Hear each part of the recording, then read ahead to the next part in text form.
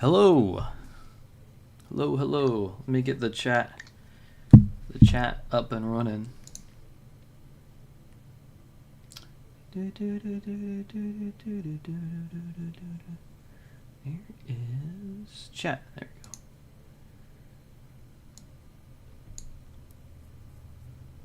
we go. Okay. I do not want that over there.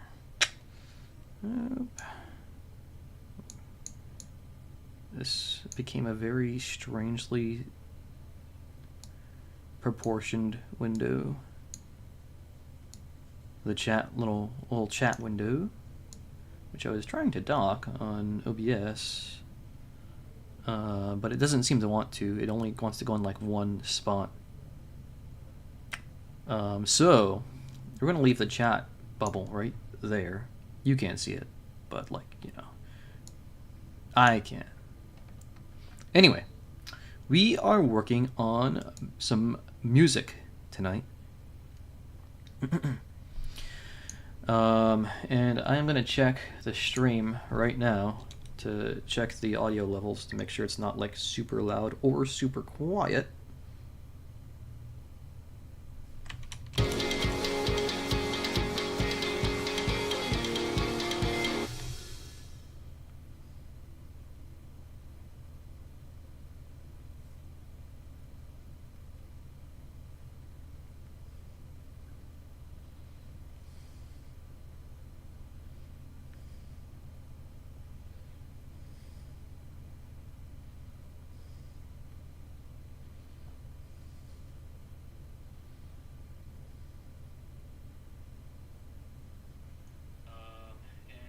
Check the stream right now to check the audio levels to make sure it's not like super sounds decently quiet.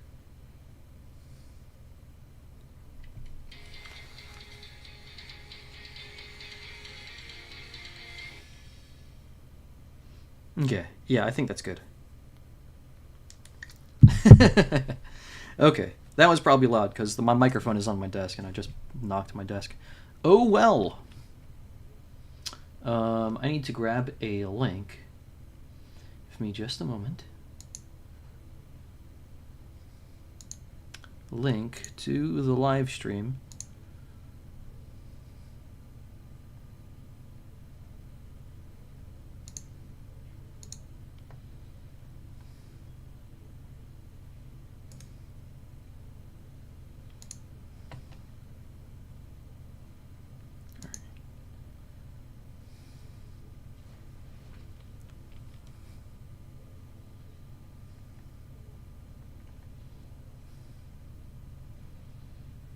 Where is there?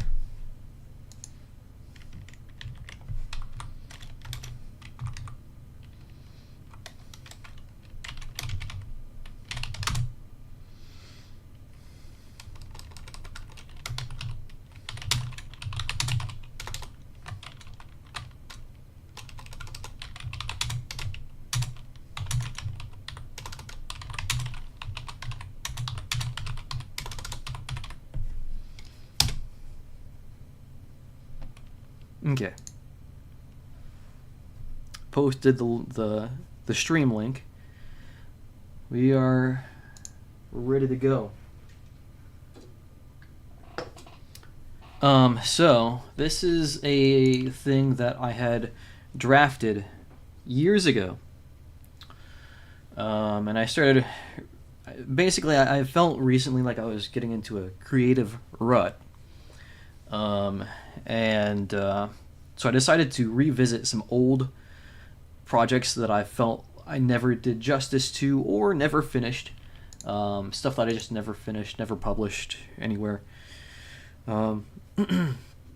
Revisiting those old ideas, going over them and seeing if I can recreate them in HD, as it were. Triple super HD 8.16 surround sound audio. But yeah, just want to see if I can glean any, interesting ideas from these old projects of mine.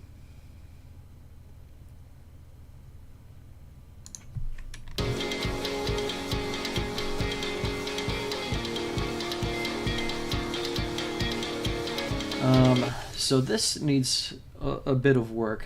There's a few things that I need to work on with this. Well, there's a bunch of stuff. Where do I start? Okay, so I'm just gonna play it. It's lacking quite a bit at the moment. That's what we're trying to remedy.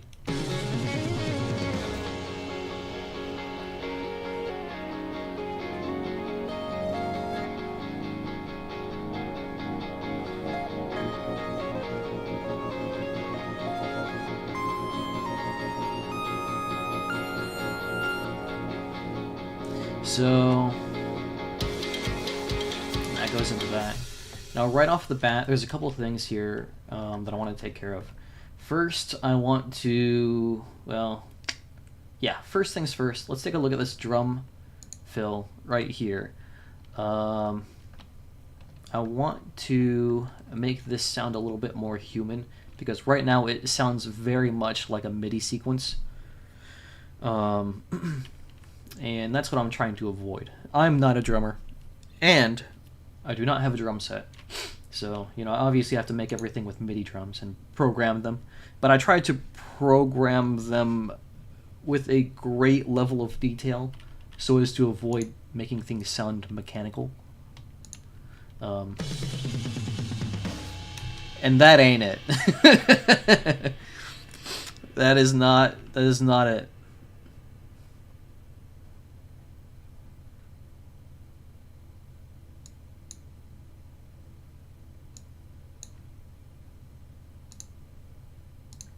I'm just gonna adjust my mic volume real quick. I saw it peaking there for a second. Okay, so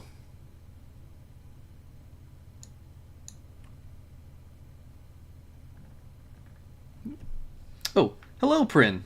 How are you? Sorry, I had my chat window in a weird spot, and I didn't quite see what was going on in chat. I hope all is well with you. Thank you. Yes, I appreciate that. I'm honestly very excited for it, because I have upgraded Ableton, and I have a decent amount more tools and knowledge now at my disposal for this.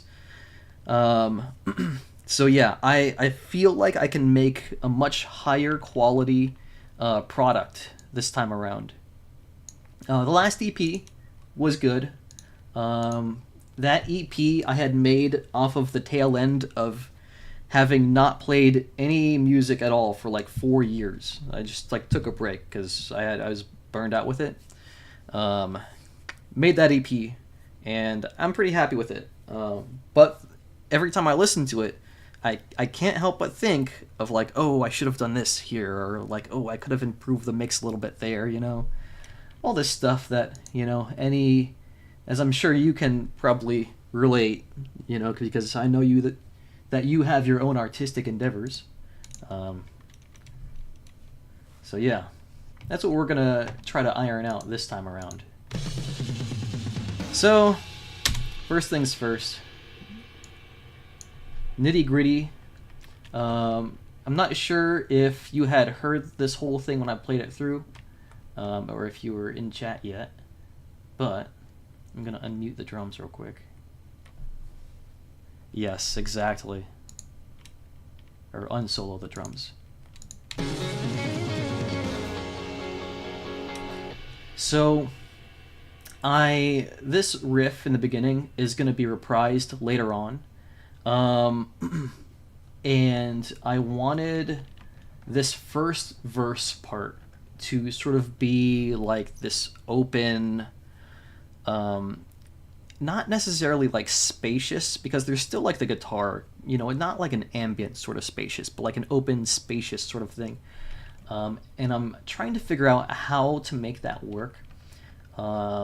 Just a little while ago, I added this organ part right here for when the melody comes in. But I think that I need to, one, improve the melody, just like flesh it out a little bit more. It's like a good skeleton of a melody, but it needs a little bit more attention. But we'll get to that. I added this organ to sort of take up space.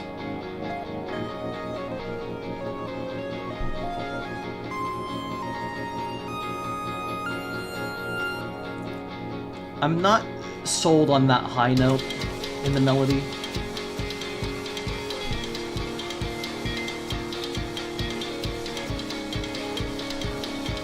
And then this is like leading into a big chorus, which I'm hoping to get to record on the stream.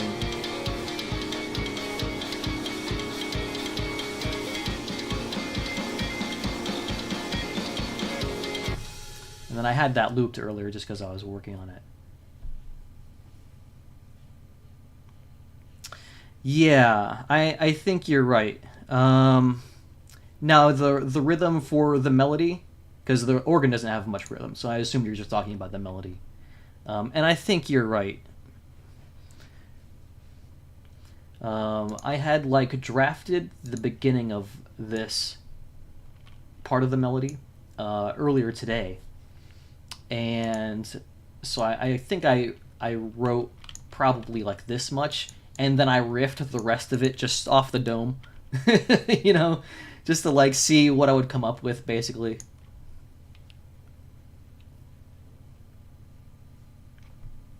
Yes, yes, absolutely.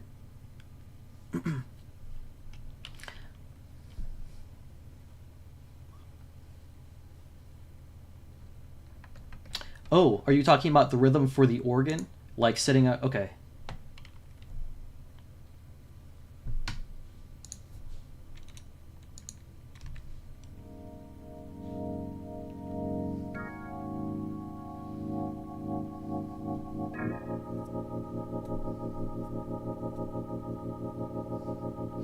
I think I do need to add...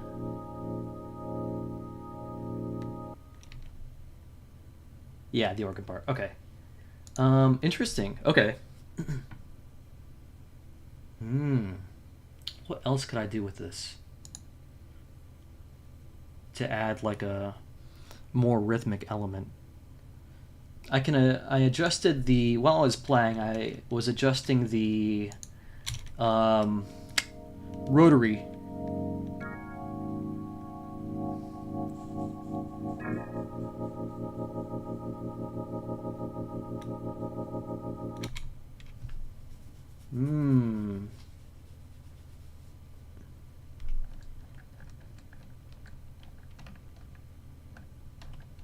Interesting. Okay, I will come back to this. First things first. I would love to make this sound less garbage.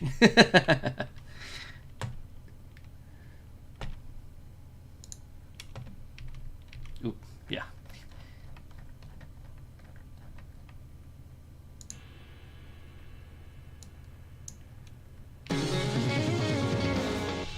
I also need to re-record that guitar riff in the beginning, just to make it a little bit more on time. It's sort of tricky to play, so I just put a scratch track down for it. Now this, I think the key here is going to be adjusting the velocities of the drums individually, because if you listen to it, it sounds like it's all one velocity, which sort of bothers me. So we are going to select specifically the toms.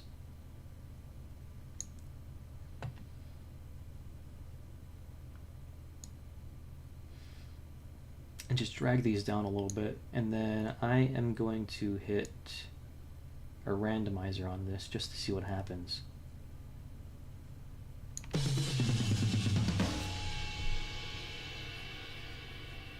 It is. It's very tricky.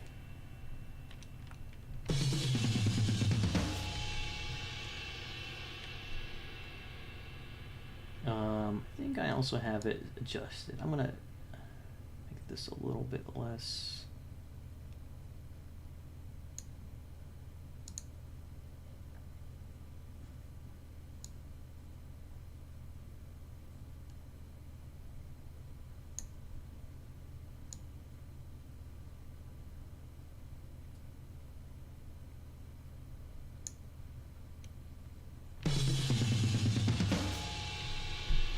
Yeah, I was sort of pressed on what exactly I should put there. So in the original recording, I didn't have like I basically recorded the entire original um, in a very old pirated version of Logic Pro on an old MacBook.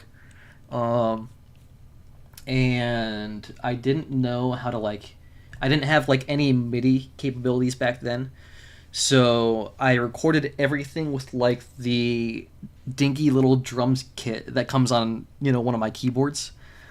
Uh, and at that time, I had done many takes to try and sync up the drums with the guitar.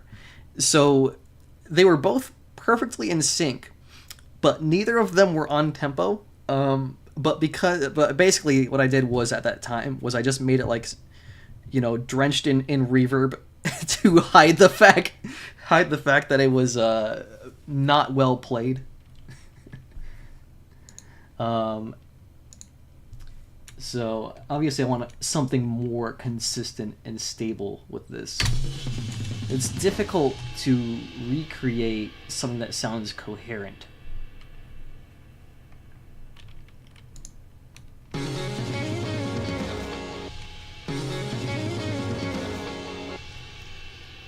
Yes, it will.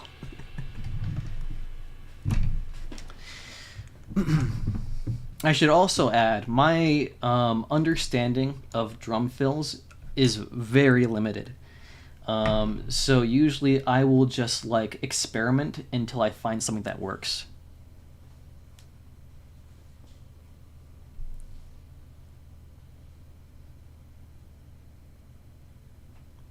Yes, absolutely. I agree. I'm sure there's plenty of shoegaze bands that are phenomenal live, that do something similar. Where obviously like drench everything in reverb, and it's just sort of like a wall of noise. But that's part of the like appeal of some forms of rock music, shoegaze, noise rock, etc.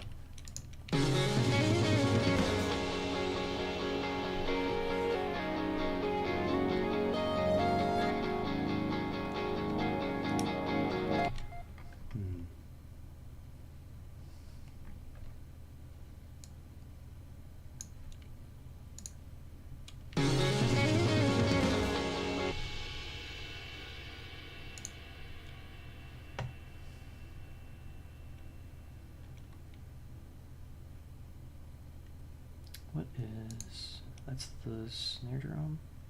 That's a rim shot.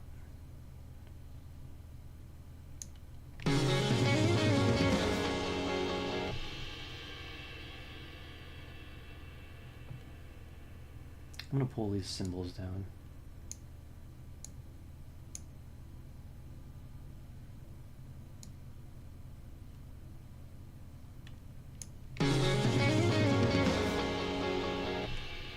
Okay.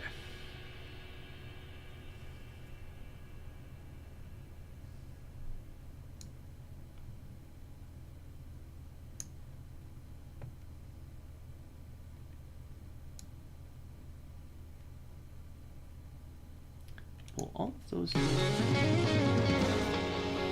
those down just a little bit. Thank you.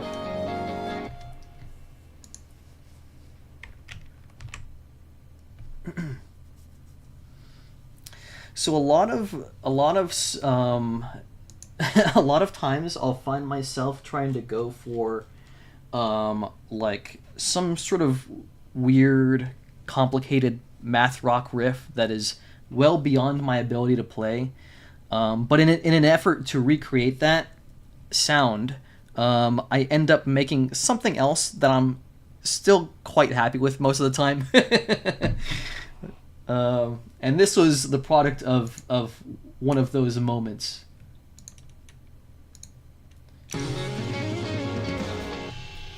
The end part of the guitar riff is just very slightly behind the beat.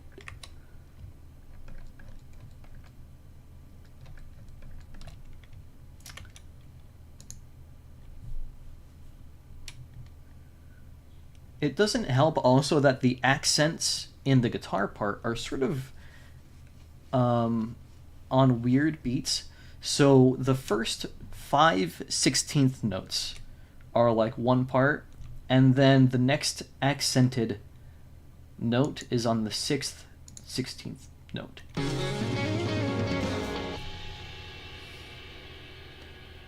And then it's 2 sets of 3, basically.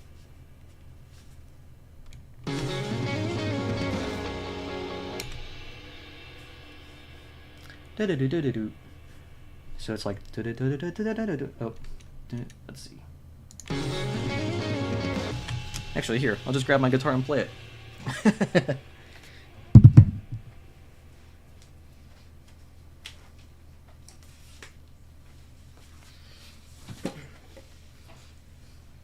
I apologize if this makes some... there we go. Hopefully that's not too loud.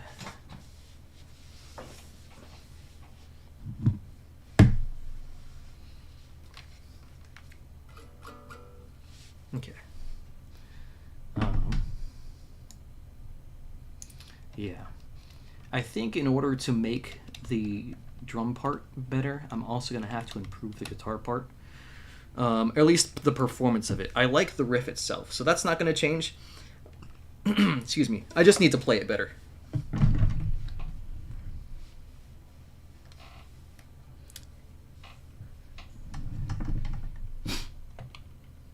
And I need a guitar tuner.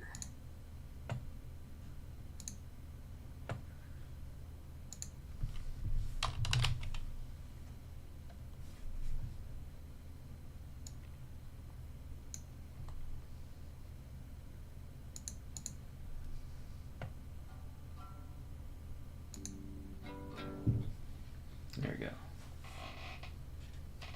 Okay.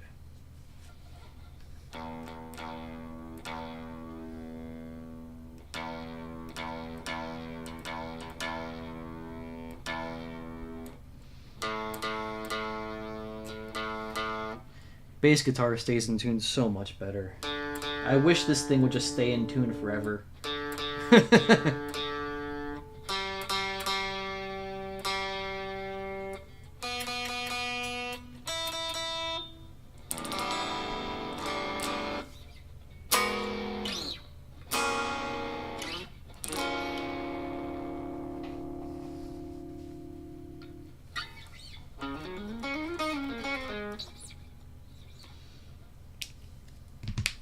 It's tricky, with the accents, like I mentioned.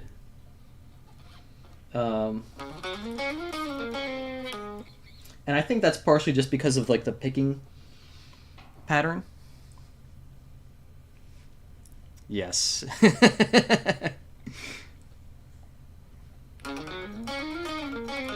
I wish that I was more versed at playing piano.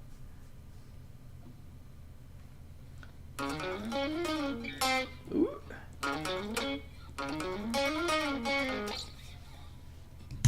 Okay. We are going to just mute that temporarily. Scoot it over.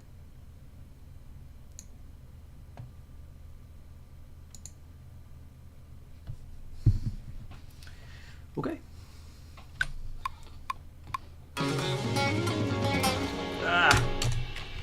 Clams. The recording part is always the hardest because I'm thinking about it while I'm playing it, you know, not just like feeling it when I play it.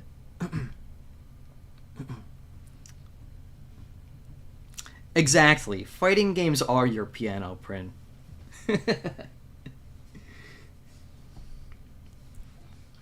Which I've seen you stream, so I know that you're quite good at them already.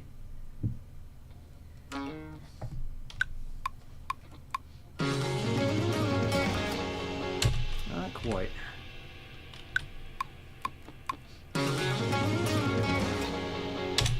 Almost.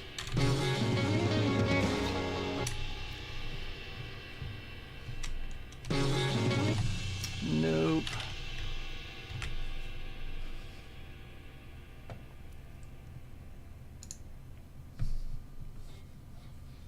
we are going to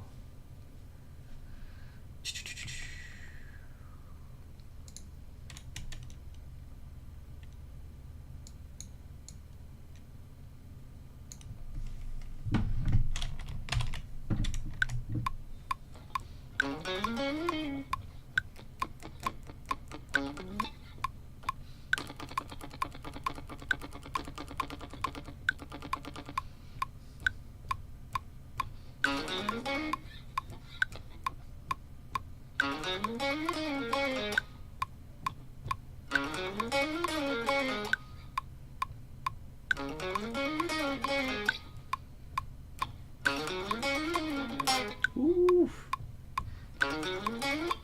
That is tough.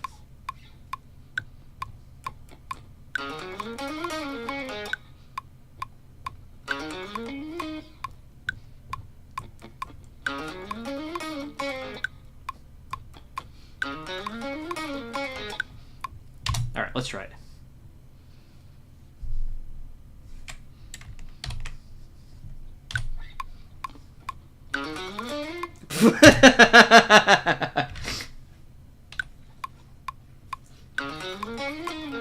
Nope.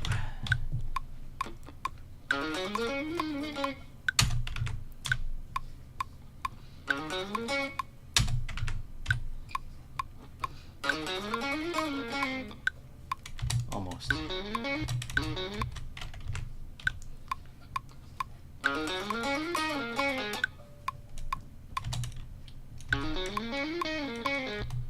Ooh, ooh, I think that might be it.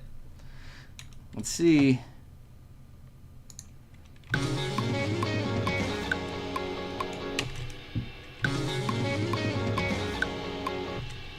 No.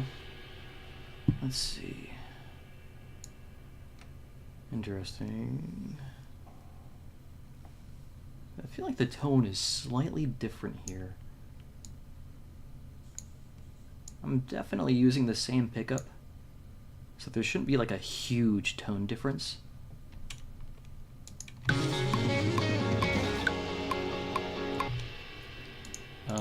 What we can do, for the time being anyway, is just adjust this.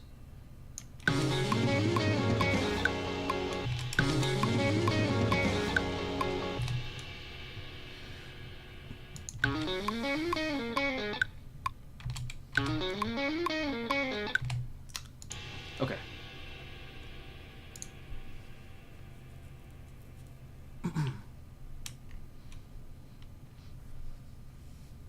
Something that I definitely need to practice too, especially with like faster parts like that, is that sometimes when I'm playing them, I'll get into my head like, oh, I have to play this really fast, you know, and I'll overshoot it sometimes. I don't think I did that here.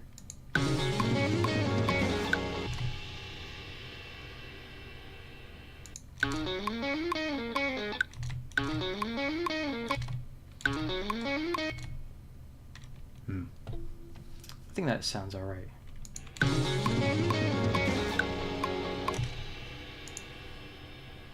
Now I need to adjust this. There.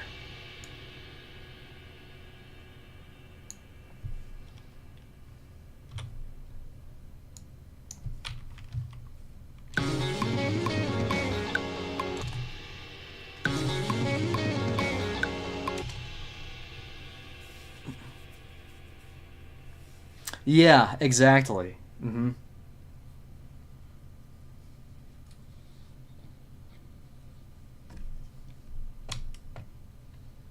Yeah, and that's part of what makes the recording part so hard is like, because I'm recording, I start thinking about what I'm playing, you know? And so it's no longer the muscle memory, it's like the brain memory. And then I'm trying to, you know, think about the muscle movement while I'm doing it, you know?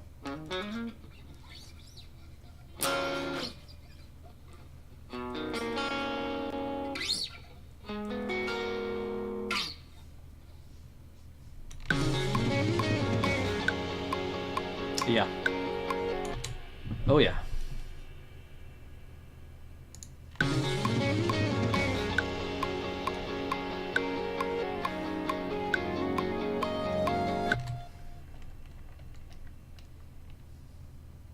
I wonder if... Put that away for a second. Wonder if this would sound better if it came in sooner.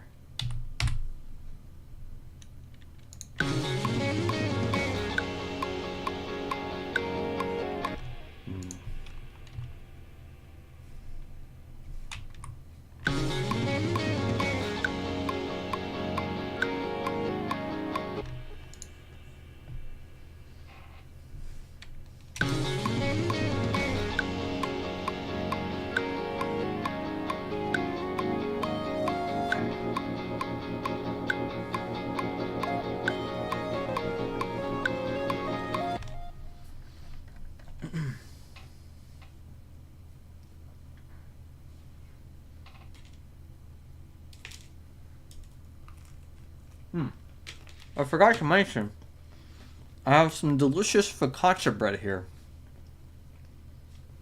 I did not make this focaccia bread, but whoever did make it did a very good job, because this stuff is delicious.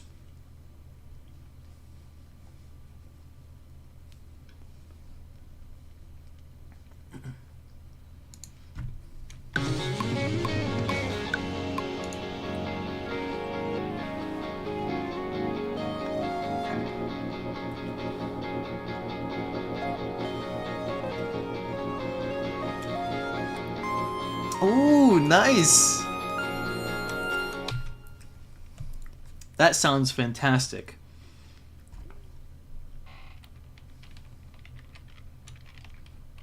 Baking sounds like such a nice thing to do. If I had like more time and less other stuff that I wanted to do, then I would absolutely be baking.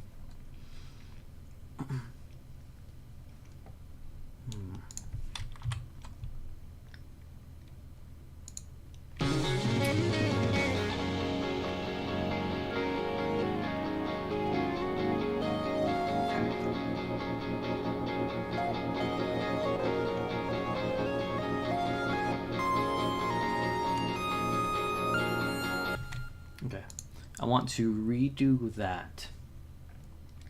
And actually, yeah, let's do that.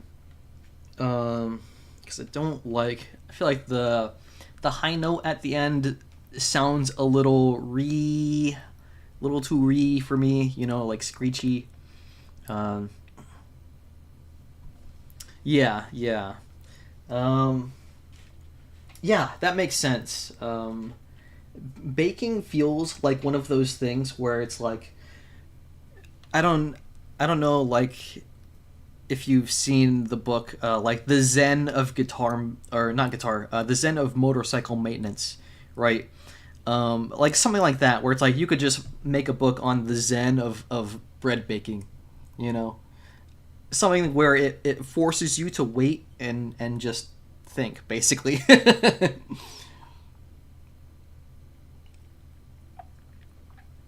I mean, obviously, you're going to be doing stuff while it's rising and while it's baking, but you know.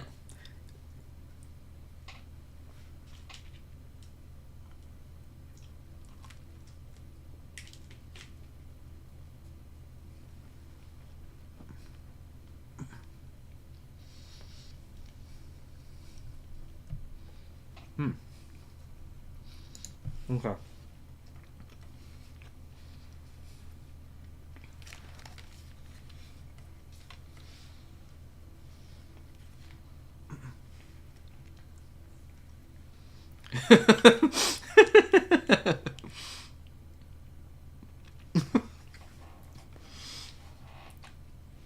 Baking is the most direct route to becoming good at melee. Confirmed. I'm going to put the guitar down for a second.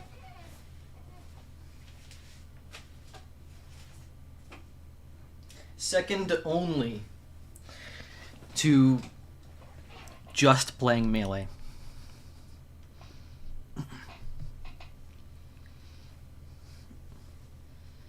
It is. Because because there's the practicing elements, which are long and tedious. I feel like,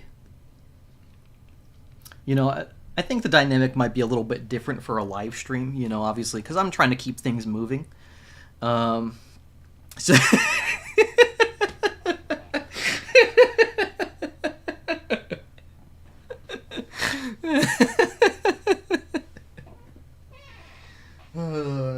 so true. So true. But yeah, usually when I'm just like writing music by myself, before or after work or something, I'll just like stare at, like the drum fill is a good example. I'll just like stare at this stuff for, upwards of 15 to 20 minutes and being like, which one do I move? Should I adjust the velocity of this note right here? Which I may come back to do that stuff later on in the stream. Currently, I'm trying to just sort of keep things moving, but like for the sake of doing stuff, I guess. But we'll come back to the nitty-gritty, the nittiest of the grittiest details.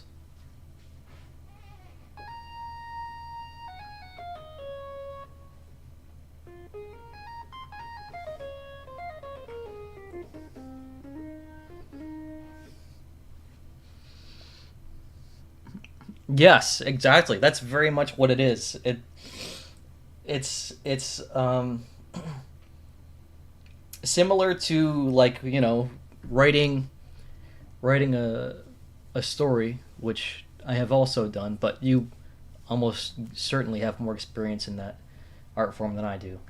But like I'll just like, if I need to figure out what comes next, or like what event leads to what or what causes what, I'll just stop and think about it, and just like stare at my outline or stare at, a paragraph that I wrote and being like, what could this lead into?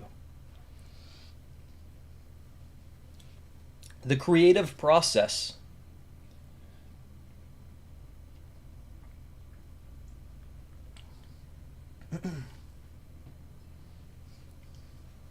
Okay.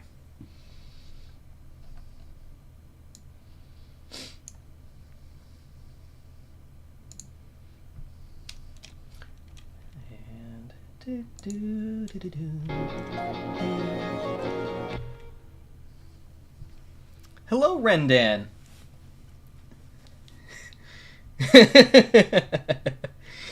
Yeah, this is an invasion stream. In that I have 2 invaders in my stream currently.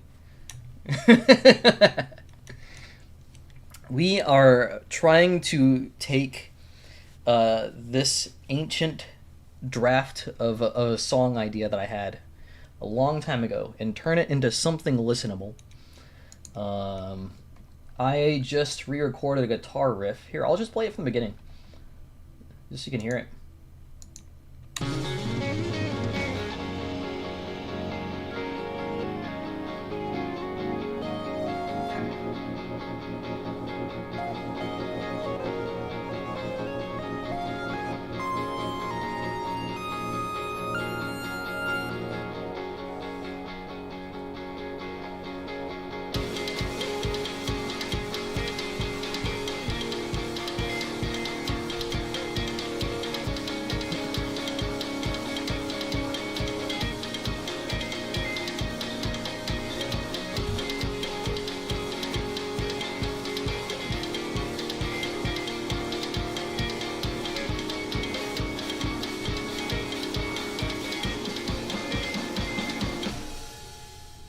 So that's pretty much all I have.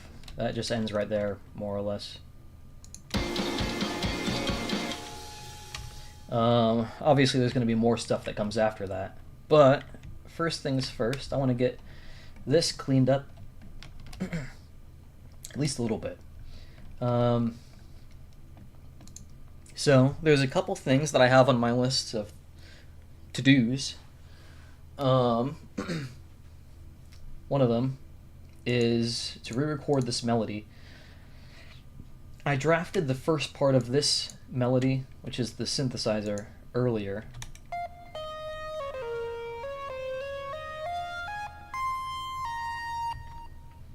I like that, but everything after this I'm not sold on. Hello, Leppy! How are you?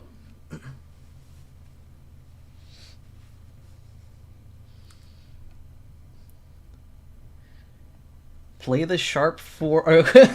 Listen, I can. We have the technology. We can do this.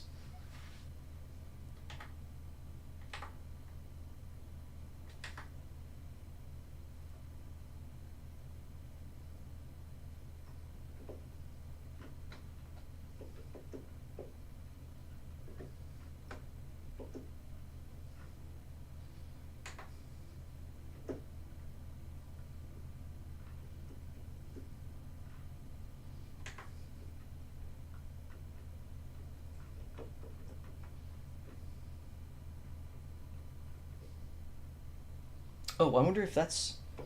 Can you guys hear that?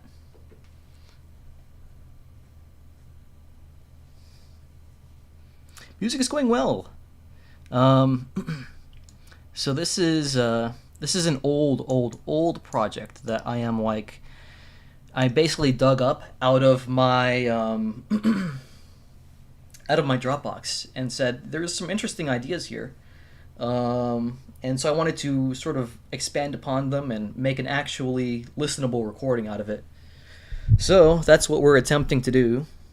I'm just about to record part of this melody here and here. Rendan just heard this, but I'll play it back again.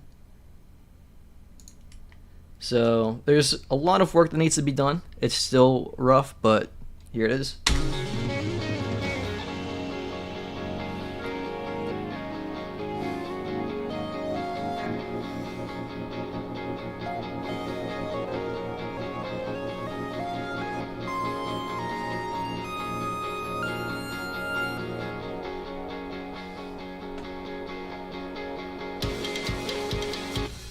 Really? So there was no... Can you hear those two notes? Yeah, because I can hear the, I can see the... I can see the meter going up. Oh, maybe it's because I had the other window selected. I'm not sure.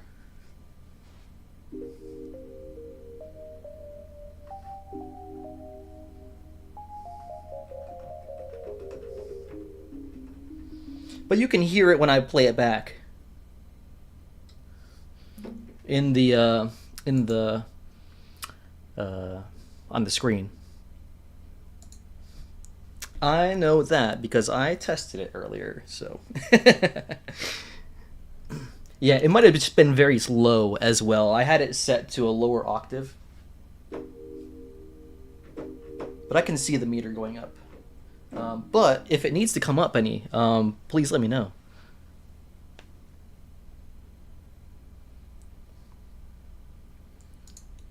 So we're going to switch to a synth lead.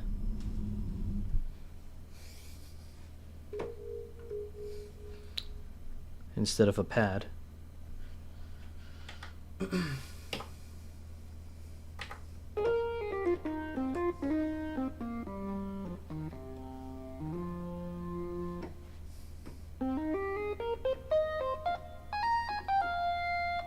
Okay. So like I mentioned just a minute ago,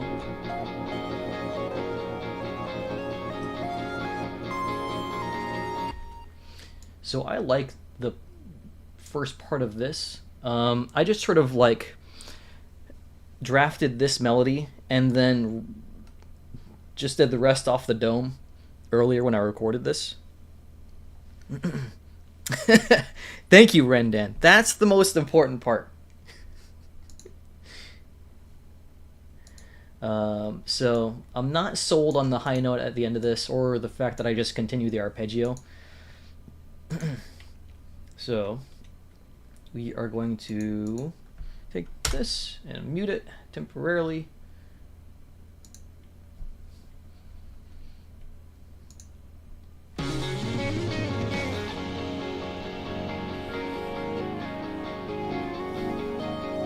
Oh, how did I play that again? Da, da.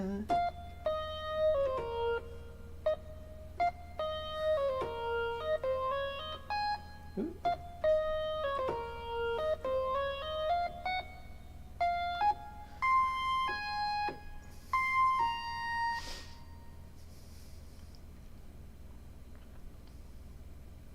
Yeah.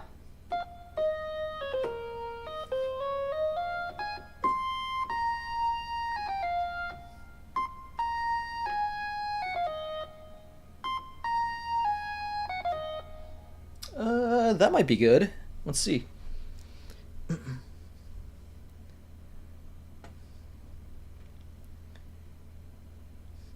Tricks Point Never song. Interesting.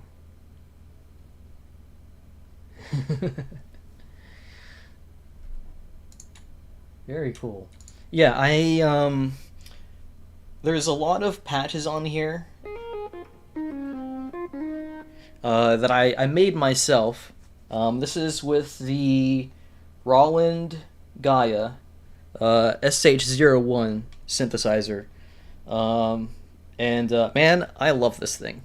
It is like it's very cool to like just be able to, move the knobs and affect the sound. There's a lot of really great software synthesizers, but I've always been a very tactile person. Especially when it comes to like creative stuff like this.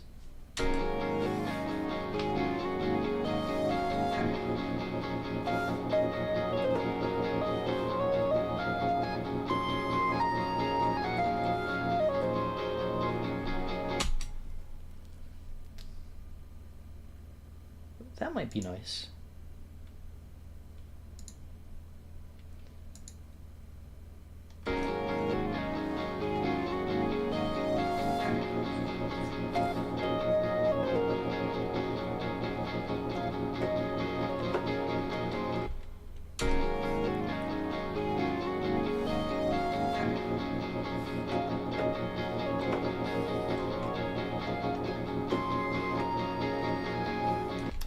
What did I do there?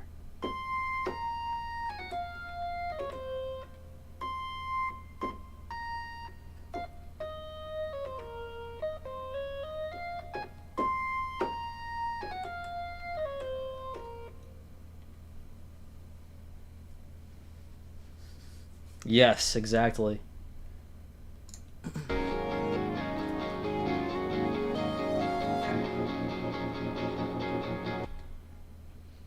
All right. So let's do it. That's going to be... We start here. I'm going to move this over. There's like... Obviously you can make dubs. So like I can just record over this and then, undo it and this will still be here. I don't like doing that though, just because, I don't know, I like to see where everything is.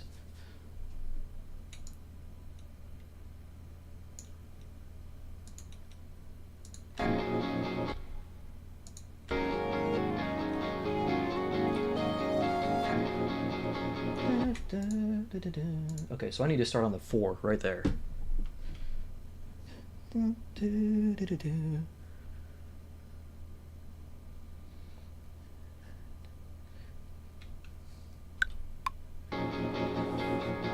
Oop, and I missed it. Oh, also I was recording the wrong track. So...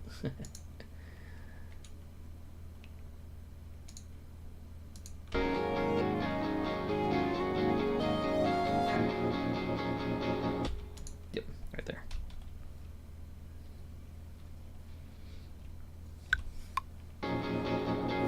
Ooh. Oh, that's in the middle of a measure. Is it? Yeah, it is. Okay, that's why it starts off with a weird timing. Okay, then I can do this.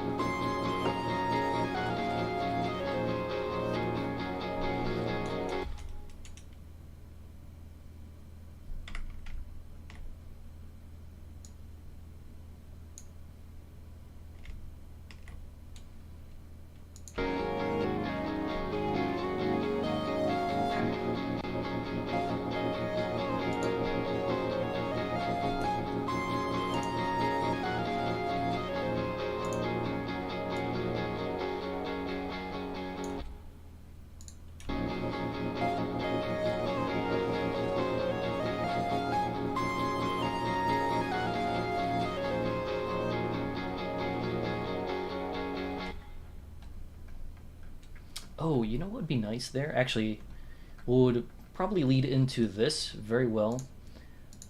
Is like a synthesizer, like a pad swell or something. I have a pad swell going on here already, but it's pretty weak. So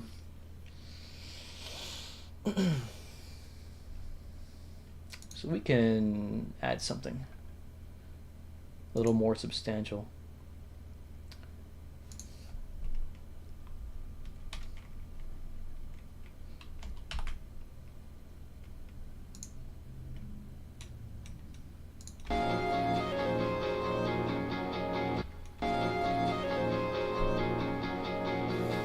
Oh, actually, no, because the organ fades out here. So yeah, the synthesizer would be the good call there. And I think it's bank 2, bank 1.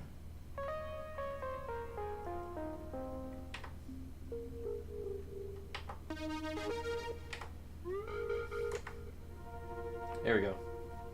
That's what I'm looking for. Okay. Now I need to figure out what chord I have to play there. What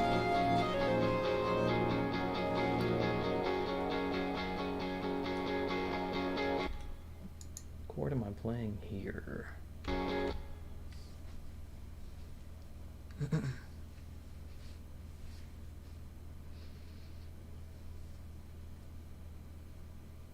Yes, yeah. It's difficult. I'd mentioned with Prin earlier. I really wish that I was better at playing piano, just so I could think about some of this stuff easier, and also just for the utility of being able to play piano well. Like I can play the chords and stuff, and I have a sustain pedal. I can play well enough to almost play the stuff that I want to write,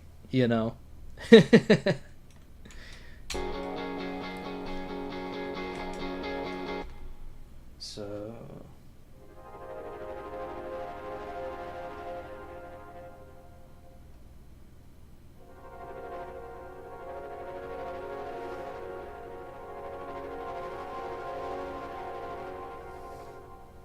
ooh, I like that chord.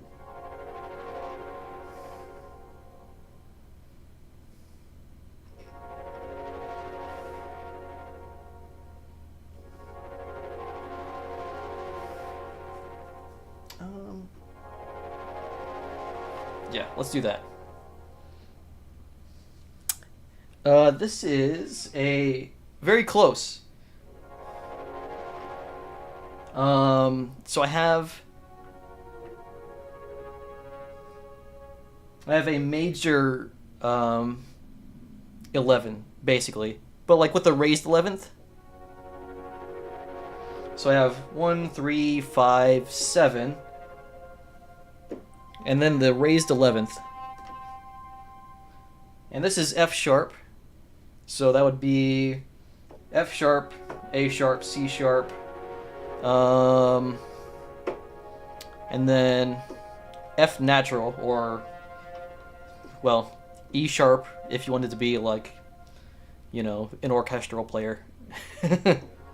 But F natural to me, and then C natural. And I'll probably add the A sharp in there. Or, I'm sorry, the G sharp.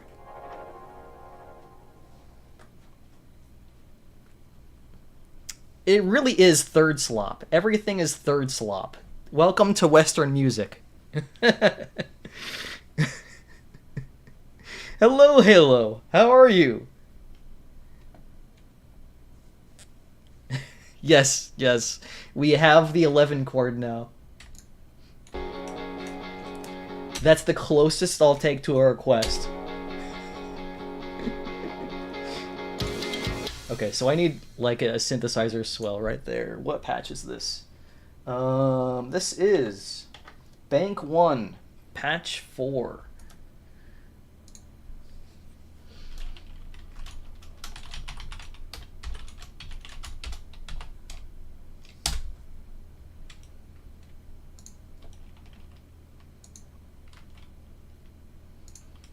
Okay. This so I can keep track of what is where.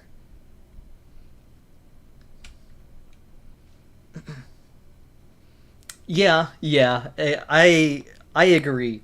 For the most part, there are some instances where I'll put an 11th on something like this, if I'm using it for an effect. But functionally, it's like once you get to the 11, you're basically just playing the entire scale as a chord.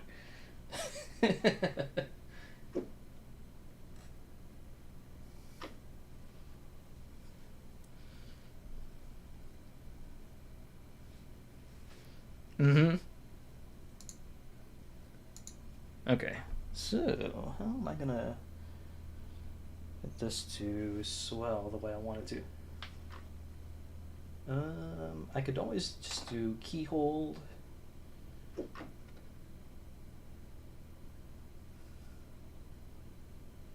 I need to adjust the sustain on this. Eric Whitaker hours.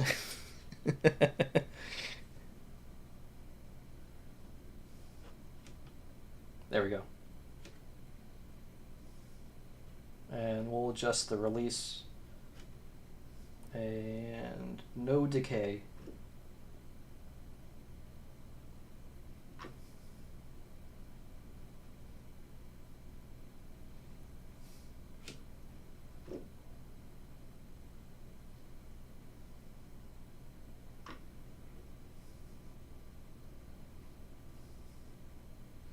Okay. And then I think that should be good. If I'd use the key hold, then I can just I think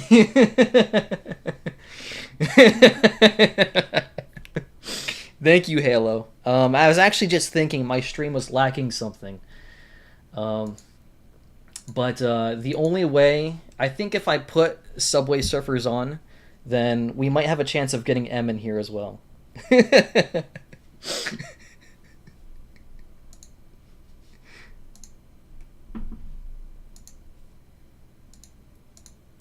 Or if I just like put a GIF of someone doing dagger parries, then M will like come flying into the stream, crash landing into chat.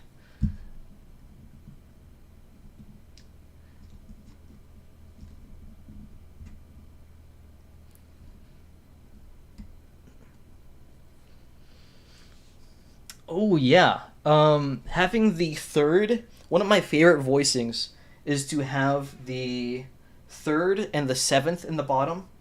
I'll just switch to a different. Oh.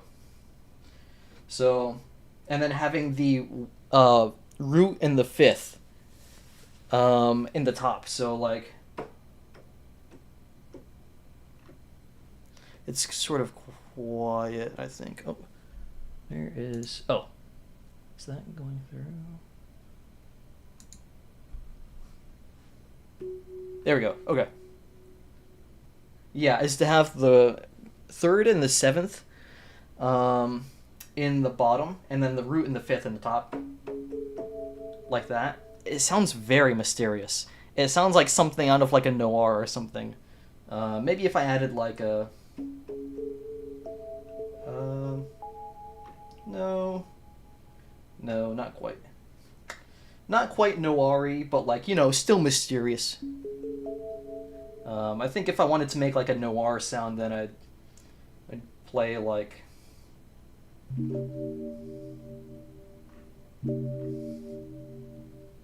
or, I don't know.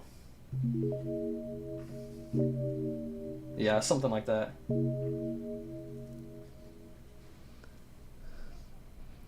Some sort of altered chord with too many extensions and too many sharps and flats. What was I doing? Oh, that's right. I needed the chord swell.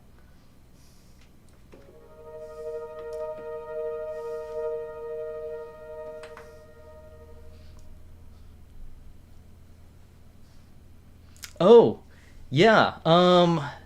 That does sort of sound like Spirited Away. I think the first chord for Spirited Away is in all fourths. Joe Hisaishi likes to use fourths, and he likes to do a lot of planing. So he'll take like the chord that he plays and just move that same exact voicing up and down the scale. It's very cool. What chord was it? Oh, that's right. Okay.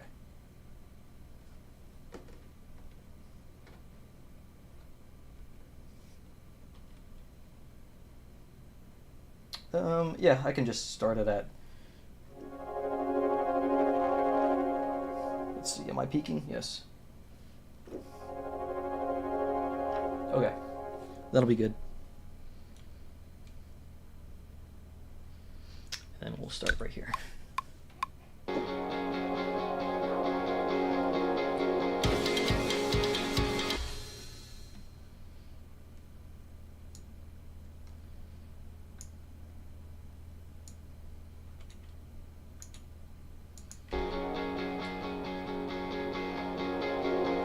That is way too loud for what it needs to be. And also too fast.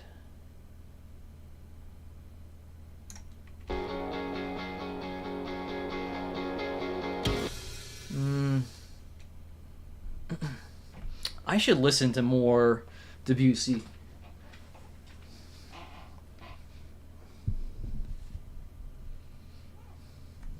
I would say I should learn how to play some Debussy, but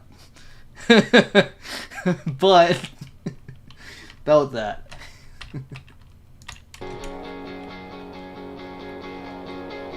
I was learning, or I wasn't learning. I don't learn.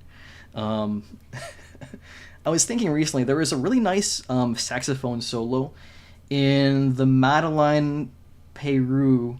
I don't know if that's how her name is pronounced, but she has a cover of Summer Wind, and the saxophone solo in it is like a very, very good, like well done textbook bebop solo. And I was thinking recently that I should transcribe it,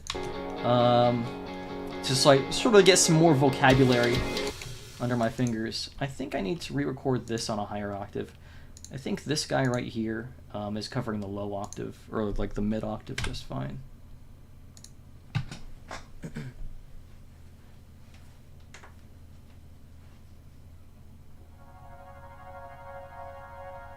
Yeah.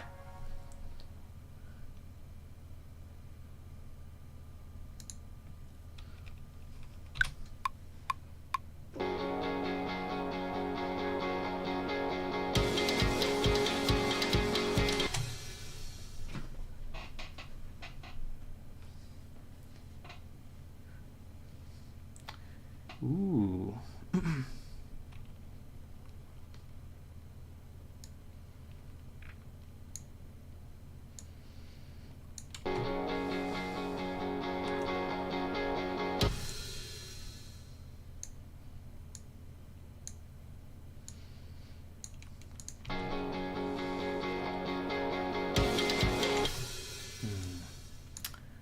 need something. It's not quite what I'm looking for.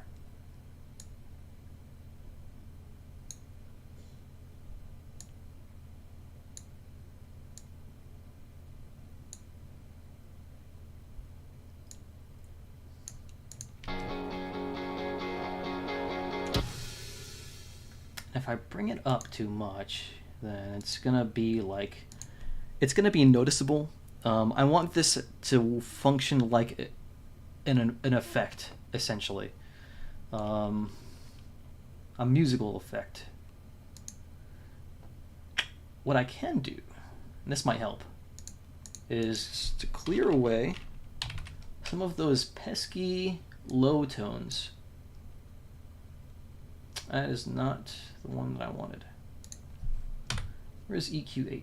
Ah, there it is. Okay, so we're gonna turn that off. This. We just need a high pass filter on this. So take out all of the low tones. And then crank it. Maybe?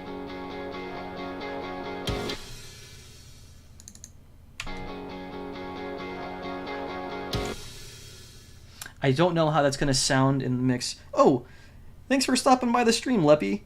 Hope you have a good rest of your night. And hopefully I'll be catching you later. If not, then I'll just see you in the Discord. But, yeah, man, thanks for dropping by.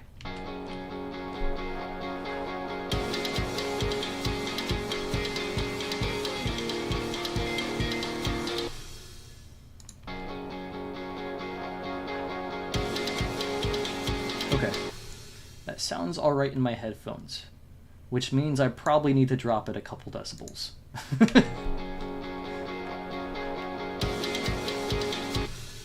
We'll bring it up to -1.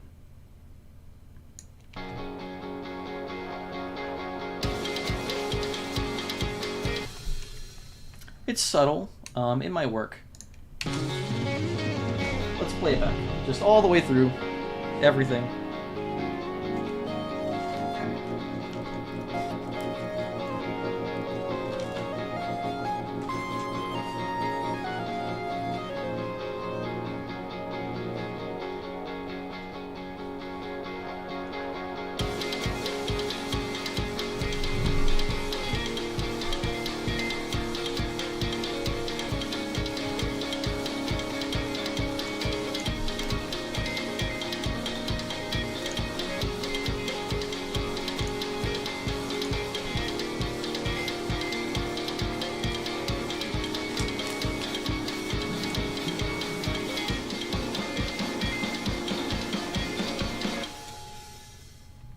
Okay.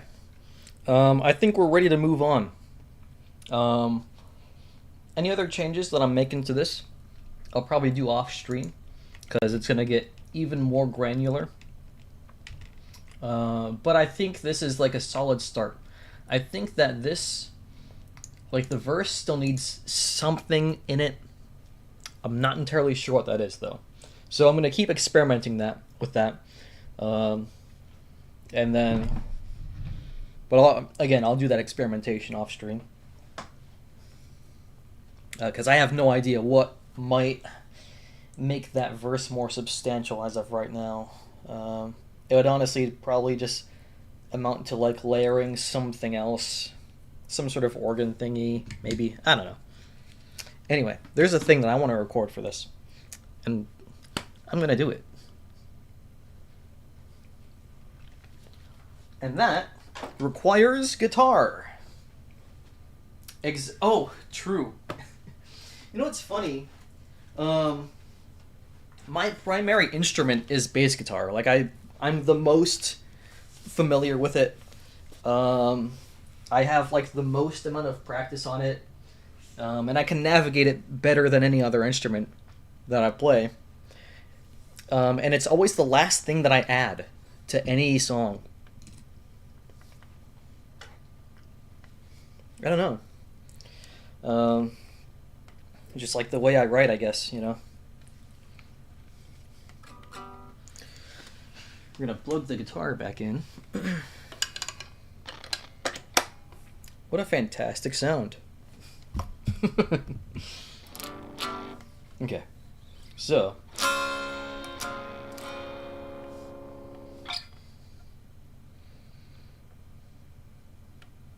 well, thank you.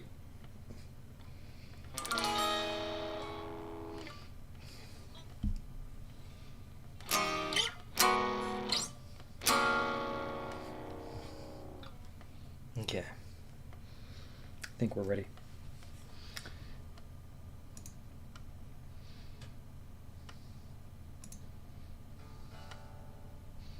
Metronome. Okay, so just to preface this, I am going to play. Actually, here, let me pull it up. I'm going to play the original for you guys real quick. This very, very old, not good recording.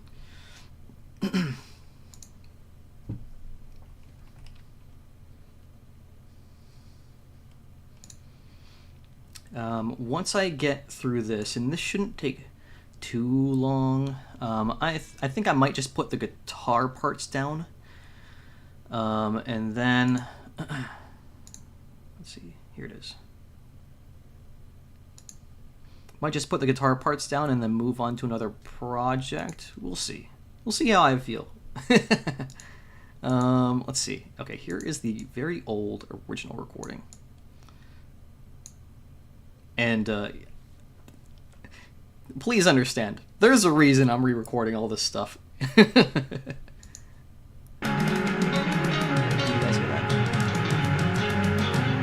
Yeah.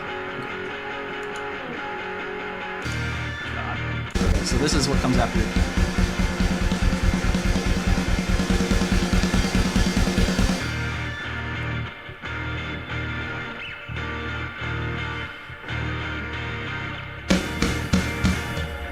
God, those drums sound so bad.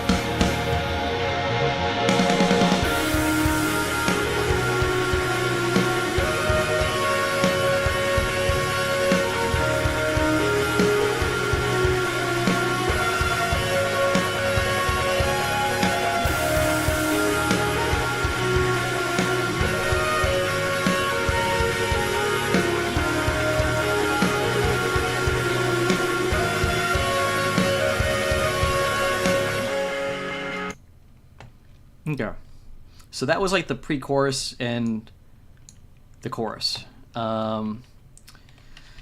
So something strange happened here, and I'm not sure what I was thinking when I first wrote this. This whole thing is like an F sharp, basically. But the chord that I use for like the big hits there, like the da da da da da da da da, is a C minor.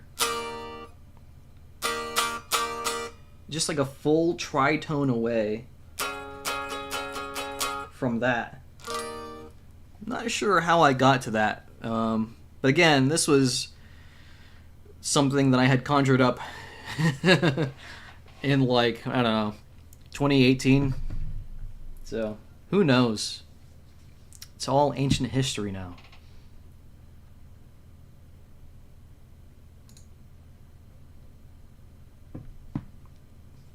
Thank you. Yes, I love the melody for that. And that's why I wanted to revisit this project, because I was just like, dang, man, that chorus kinda hits. So that's what we're going for. So let's get to it.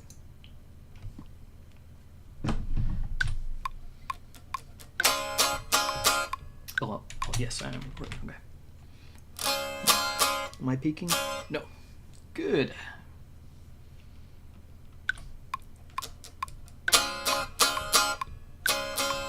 Actually, am I in tune?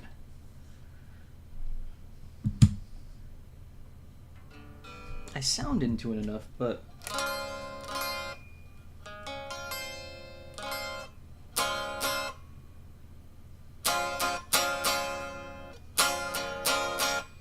let's go with that.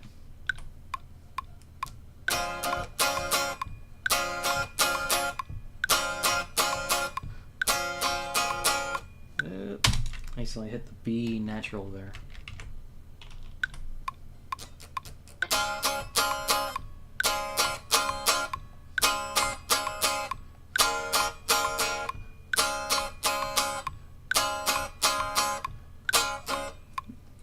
Yeah, that's fine. I think it's all the same through the whole thing. 2, 3, 4.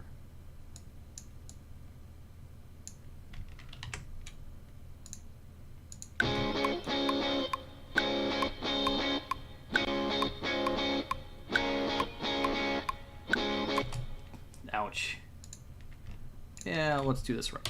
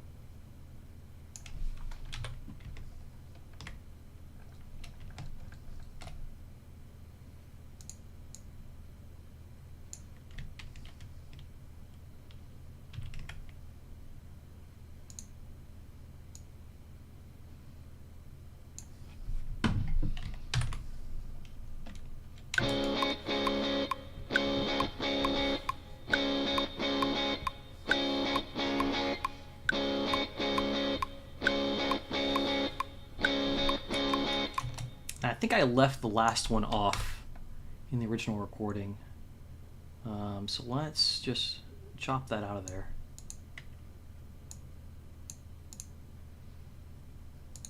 And then I had a bass fill before the chorus hits.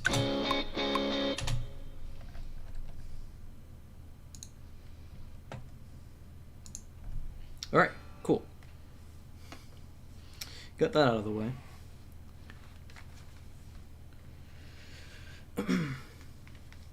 Now it's time for big drum hits.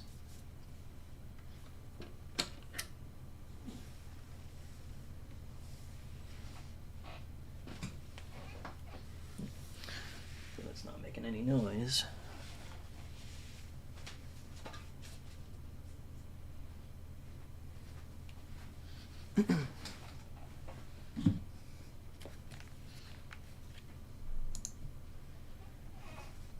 So let's go over here and get into our, there we go, turn the organ down.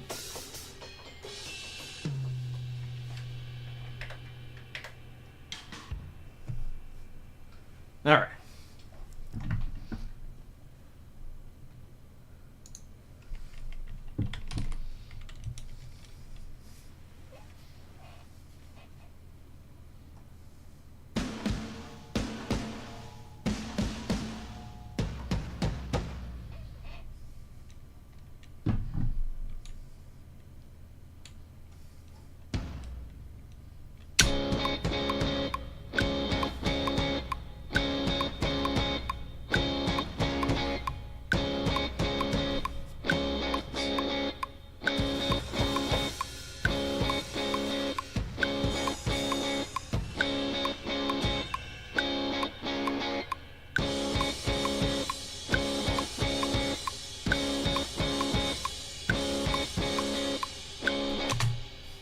I apologize in advance for this.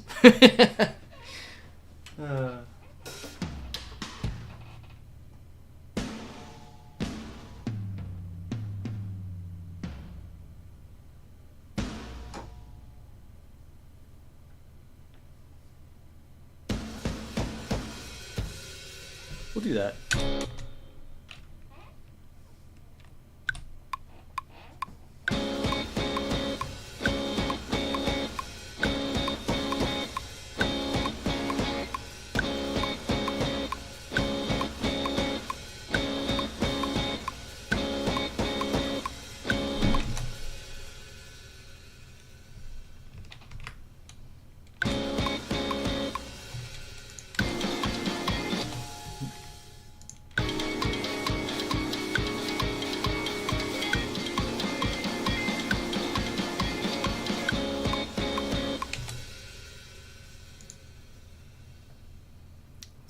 how did I do it in the past?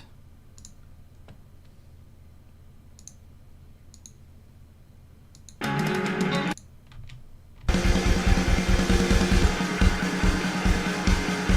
I had a drum roll though.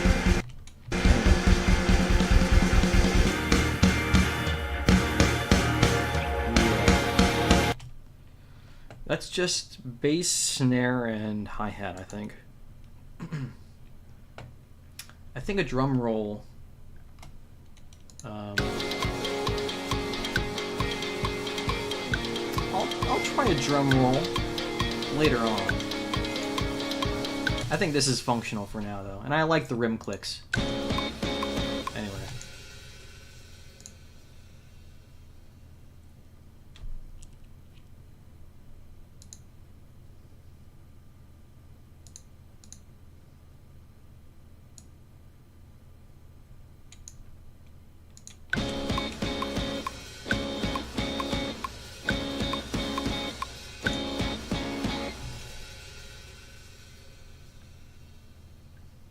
Okay.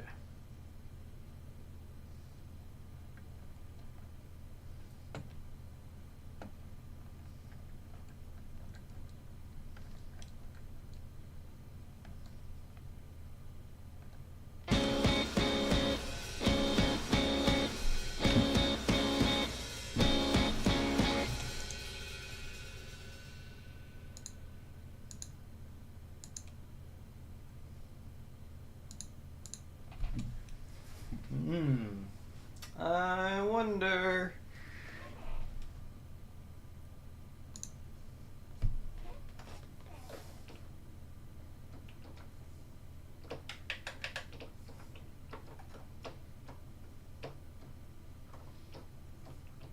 Ooh.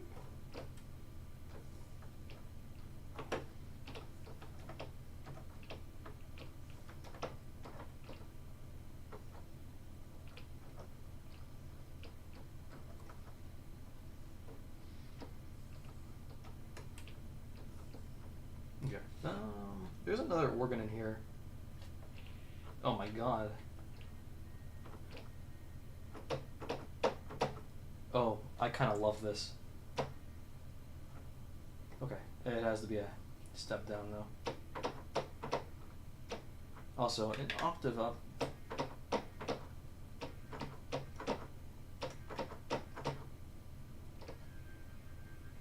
Or actually.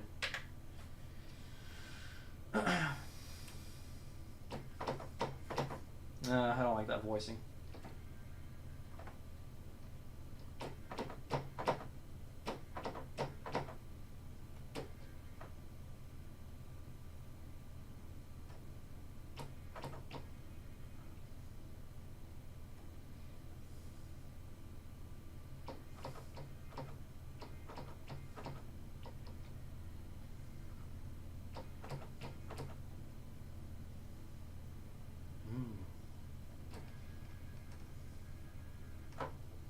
That's tricky.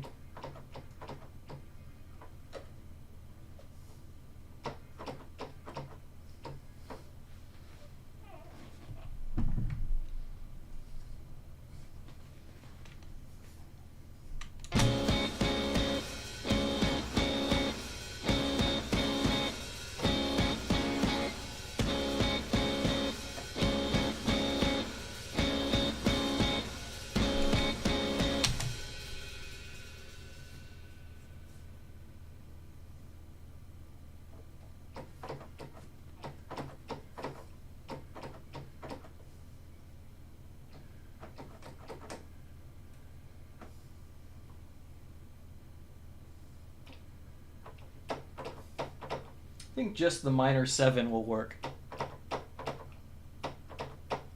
That is plenty.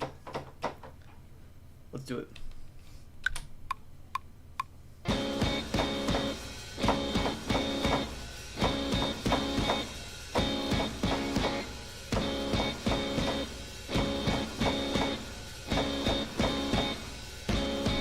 Oop.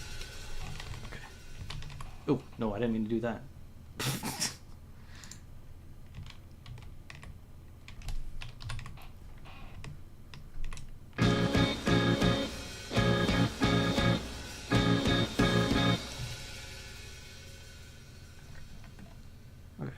let's do something about this.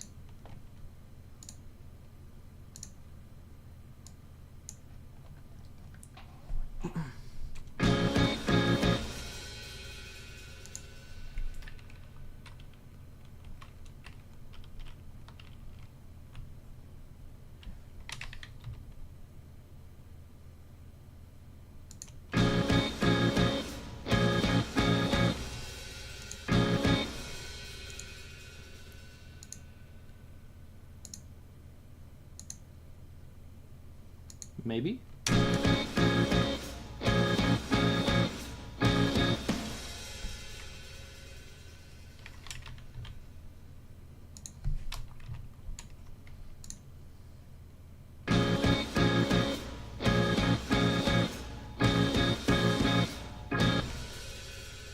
Almost.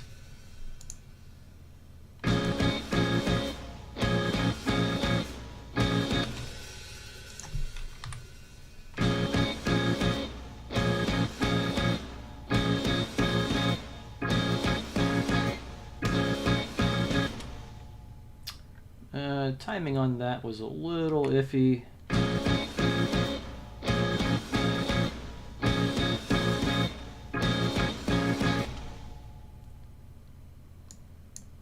I do like that more though. To have the hi-hat closed, so that way it doesn't keep ringing. Now where was that? Here. Oof. Wow.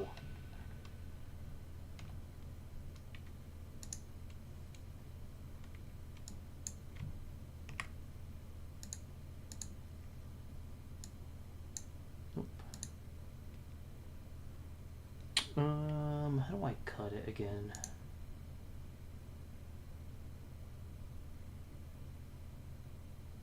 Split. Control E.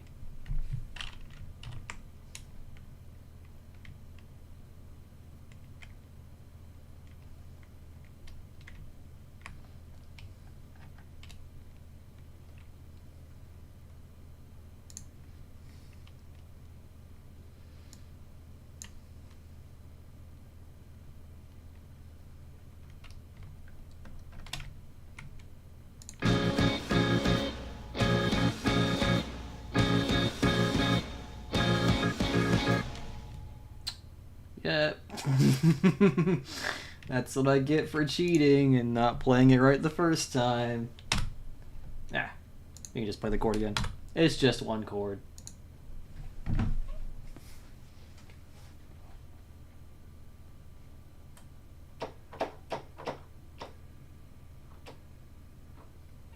I love that organ sound.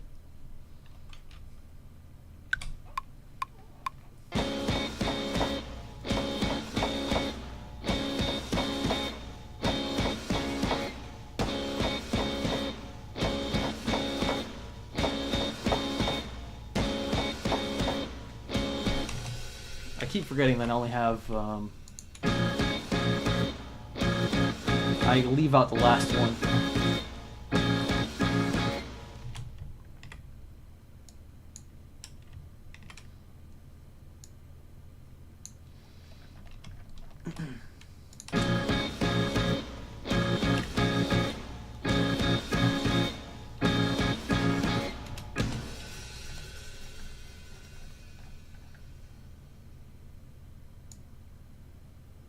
Okay. You have the skeleton for that. I like the organ.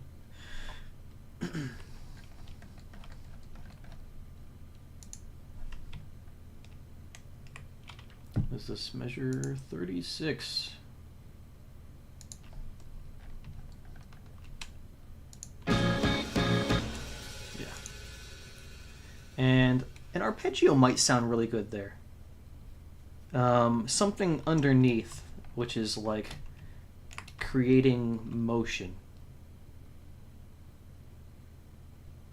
That's always like my go-to, is just like have an arpeggio going to like create a sense of like things moving, basically, you know?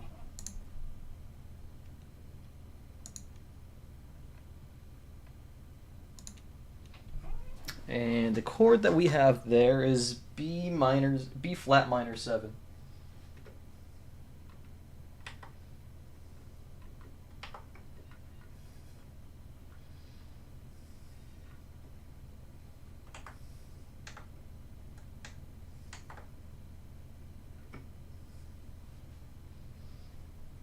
Maybe this.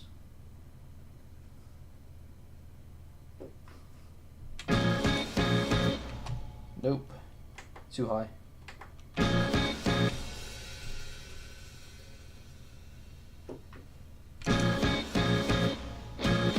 No, I don't like that arpeggio.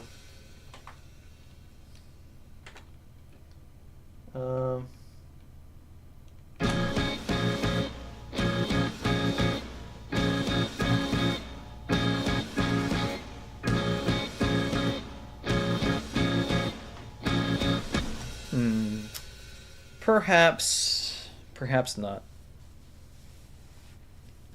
Or maybe just like an ascending arpeggio would work better there. Just like going up the chord.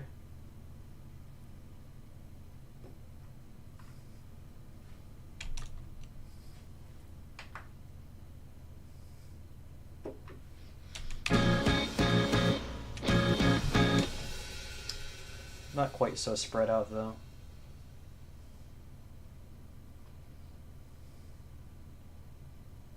Oh, this might be interesting.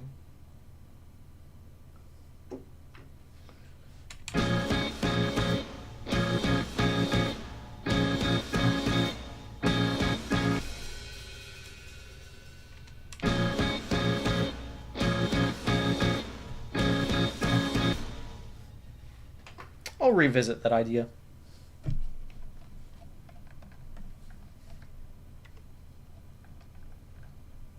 For now, I would really like to get the other guitar part down. So let's do that.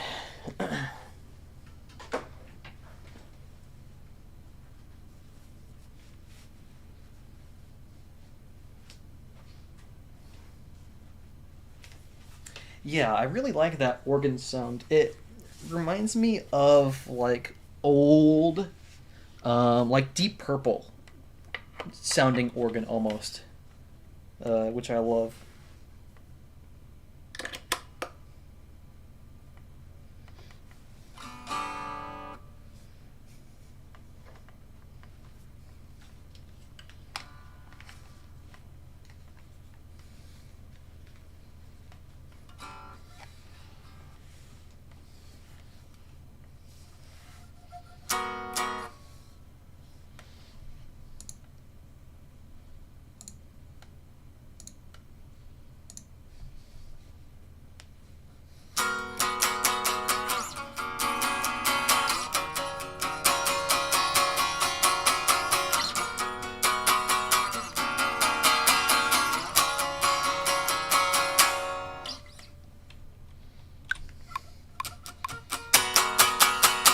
Oh, forgot the metronome.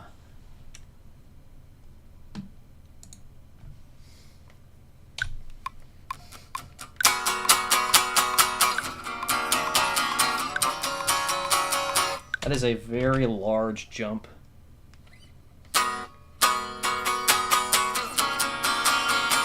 That's like almost the entire neck.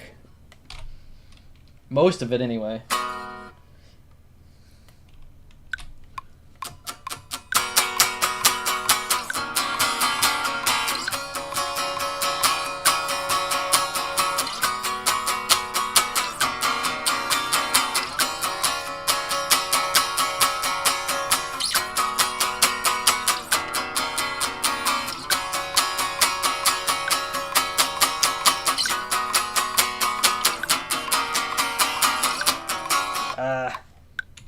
Close.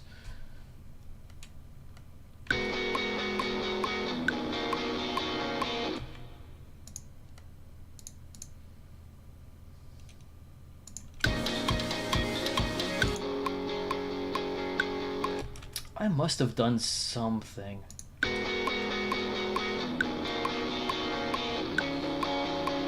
No, I guess that sounds about the same. For some reason, I thought that the tone on the guitar sounded a little bit scratchier. Well, I think it does sound scratchier, but like I think it sounds like it has a little bit less body to it.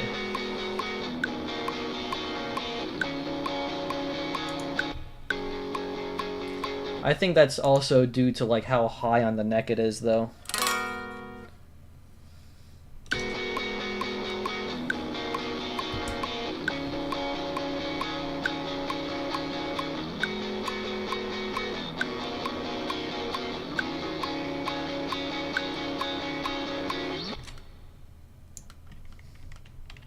Oops. There we go.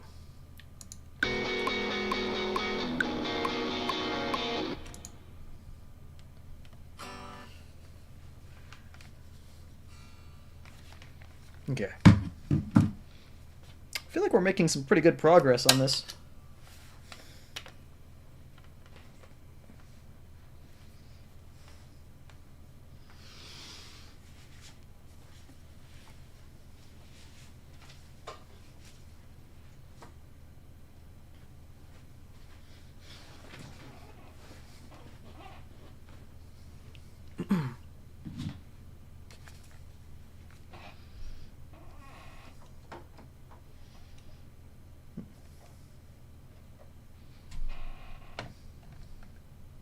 Okay. Now, this. Oop. Why is that gray? Oh, because that's soloed.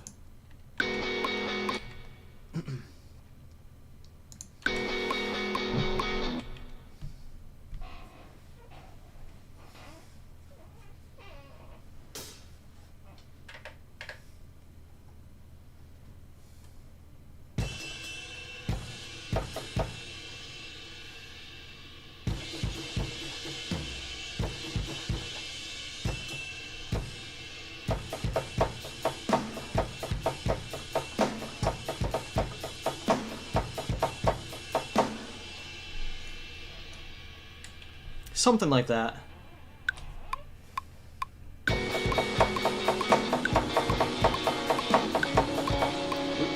Help if I played on time. Something that I wish I could do in Ableton, and I haven't found a setting for it, is to like make the metronome louder. So in the meantime, I just have to like adjust it on my interfaces.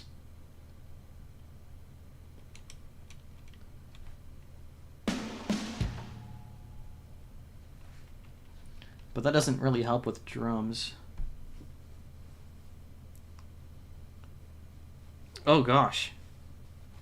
What happened? What were you doing in Morrowind? You know, because obviously it's not the game's fault. Obviously it's your fault, Randan. I'm sorry. You know, why did you make the game crash? What a silly thing to do.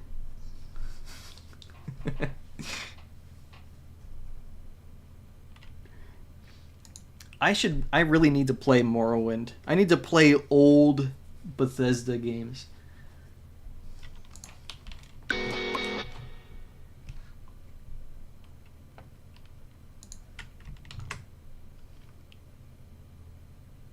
Nice.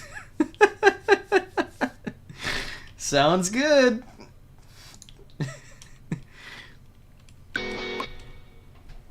Looking good, Morrowind.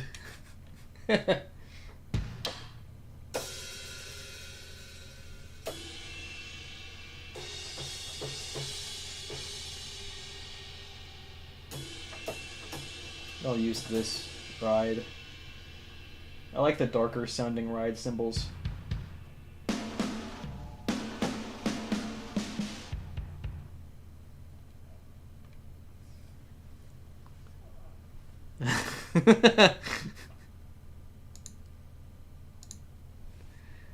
Okay.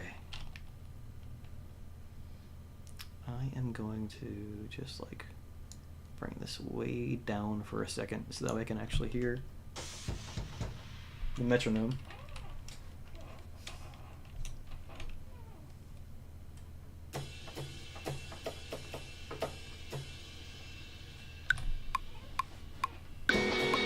drums.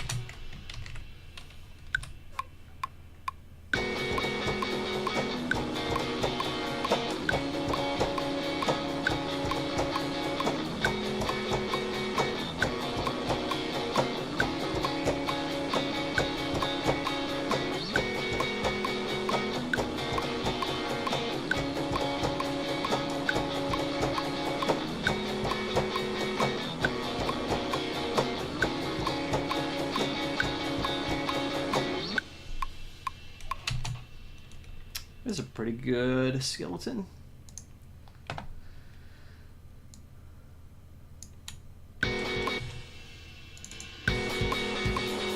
Oh my god. What in the heck? Well, I thought it was.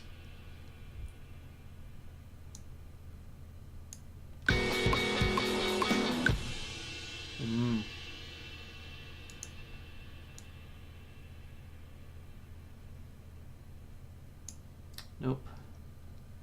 Okay.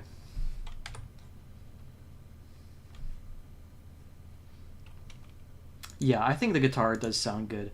Guitar is so tricky to like mix with, because when you're playing it, you know, when you hear it by itself, it sounds so like, you know, as long as you have it set up right, it sounds so rich, full, nice. You know, but then if you leave that sound as it is in the recording, it'll sound just so muddy and so gross. And so you really have to do a lot, like a ton of EQ work for, I mean, look at this. This is just what I have going on every single guitar track.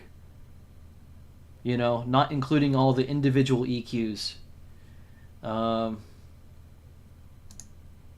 And then I have a high pass going, because there's just so much low end in guitar. It's kind of nuts.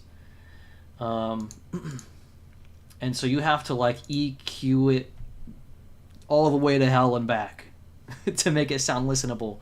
But the funny thing about that is that when you listen to it, it sounds like whiny and like scratchy, you know?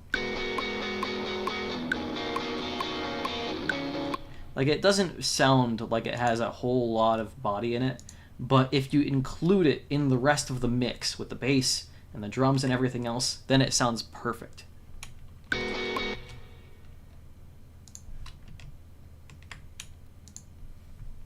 That was the hardest part of recording the first EP, was getting the guitar sounds right. I spent hours upon hours trying to get the guitar sounds right. And that's because I did not have any sort of like guitar amp or anything. I was recording straight into the computer. And so when you record guitar like that, the best way I can describe it is like it sounds like cold, wet spaghetti. Like cold, soggy spaghetti is the best way I can describe it. And so then, like, without any sort of like preamp or anything that you put the guitar through before recording it, you have to do a ton of work.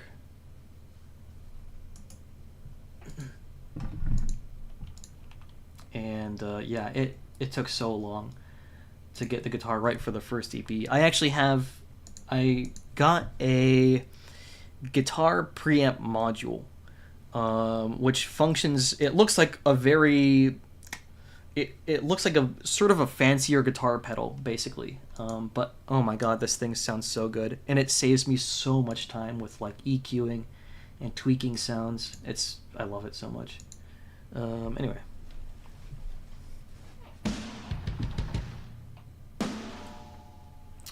We're going to drop this down again. Actually, we are just going to like have it muted entirely. Yeah.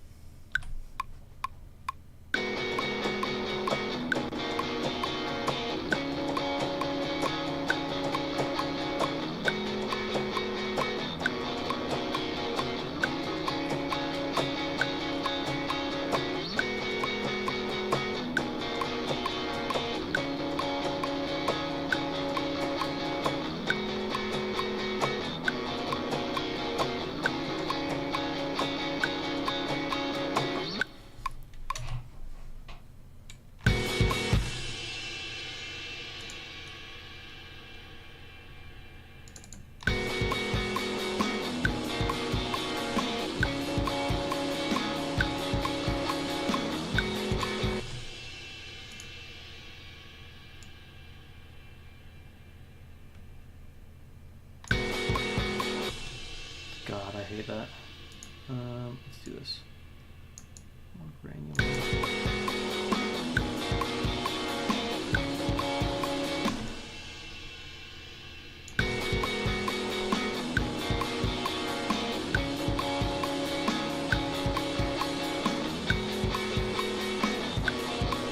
Oh no.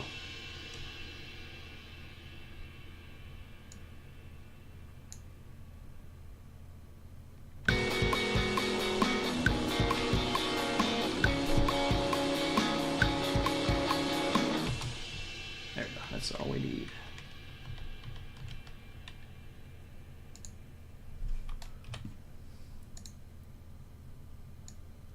I don't know what this is.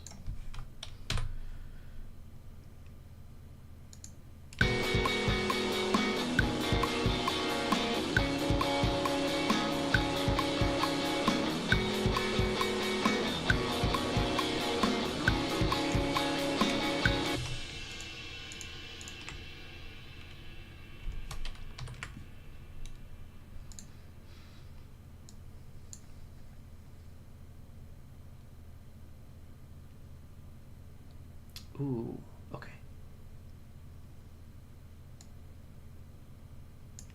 I would like to add some bell hits in here.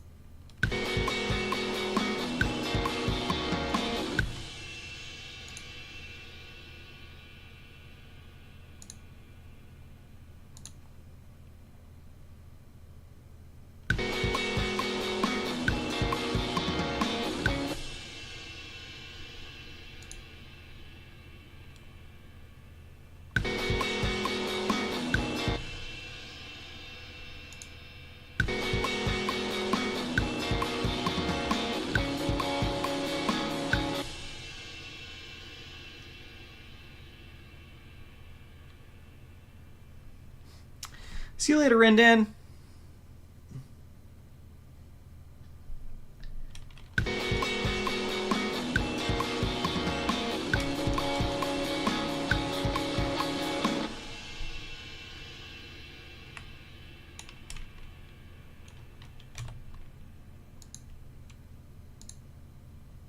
Okay.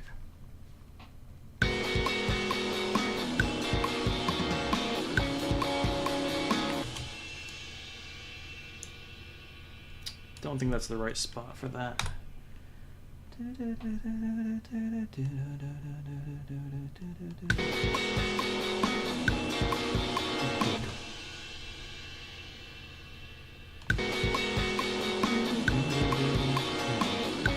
Maybe right there.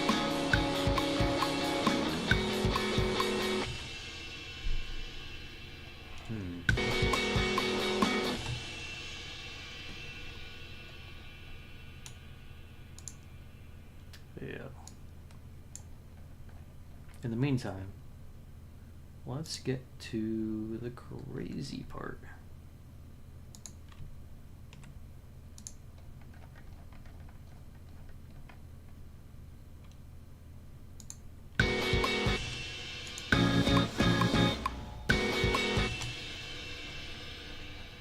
Oh, and this all needs to be moved over like 1 bar or something.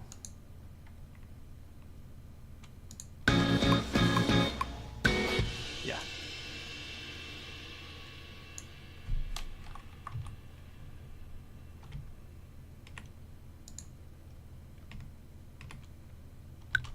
And then there's a fill, and then chorus. Yeah, that's much better.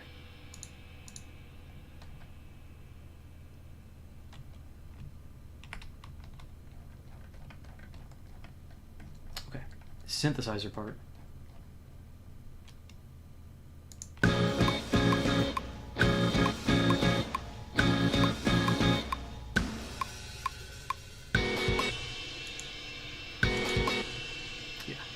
That should be this one right here. Well, not that, but I should start right here. And it should be that track.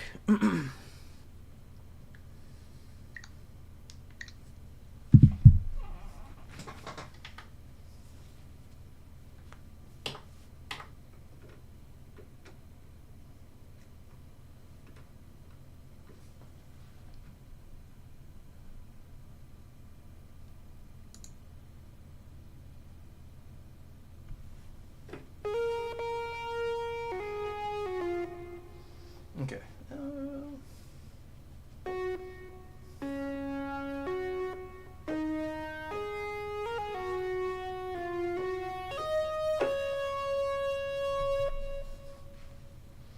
All right. Thanks for dropping by, Prin. Thank you. I really appreciate it. You have a good rest of your night, all right?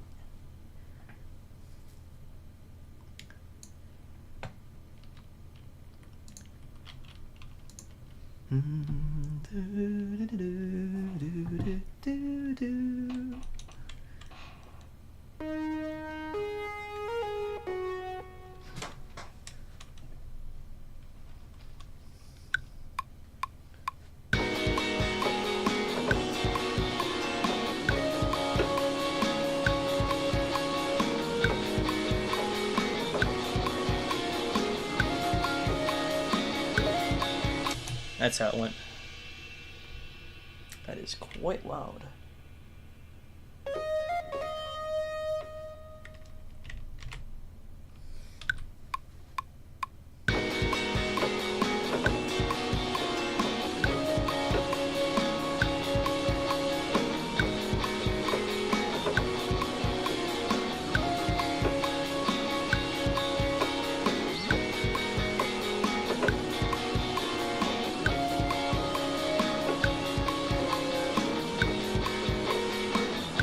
Not quite.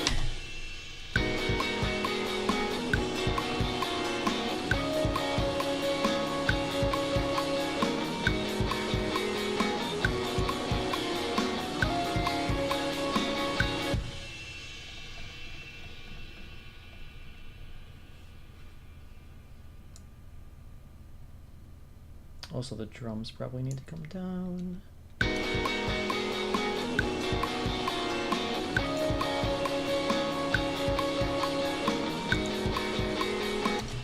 This guitar almost certainly needs to come down.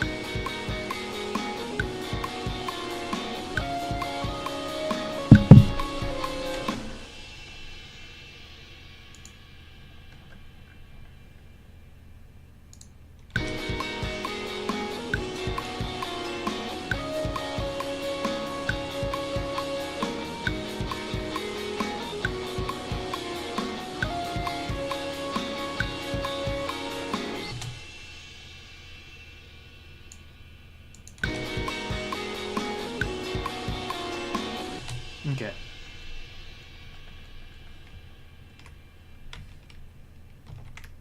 Save my work. Let's see. And now I'm going to, so I feel like I've made some good progress on this. I also feel like I've hit my limit with this one. I'm going to swap over to a different project.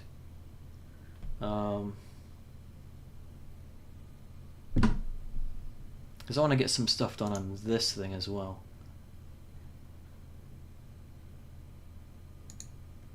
I also feel like I've hit my limit with... Mute myself. I'm just checking the stream.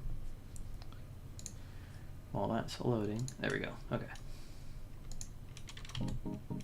So this is another very old piece that I'd written a long time ago.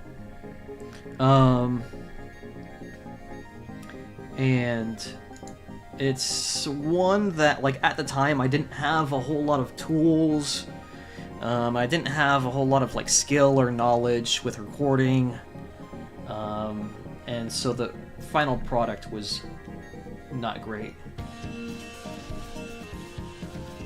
But that's why I'm remaking it. One, to sort of glean some ideas from what I had from my previous waves of creativity.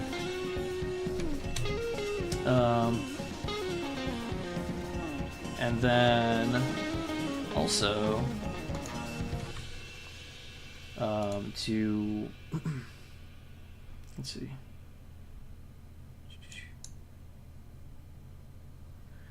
And then also just to, like, you know, remake this and give it some new life, you know, give it like a... Oh my god, this thing is going nuts.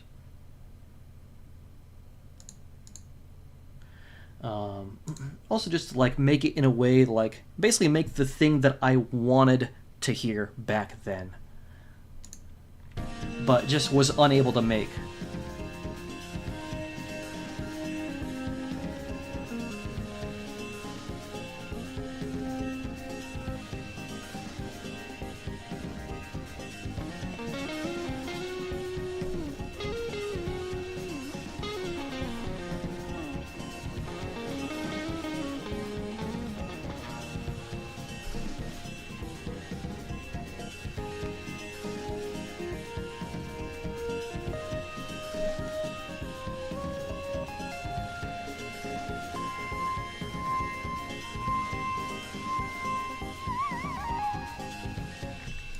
Yeah, so I want to have this so that like the synthesizer and the guitar sort of like trade off melodies. Um, I need to now. This was mostly off the dome. This like that's how I write most of the melodies. Is like I'll just draft something sort of quickly, and then I'll put that down. So like I'll put like 4 bars of something down, and then I'll just let it keep recording, and I'll just go off the dome after that, just to see what I can come up with.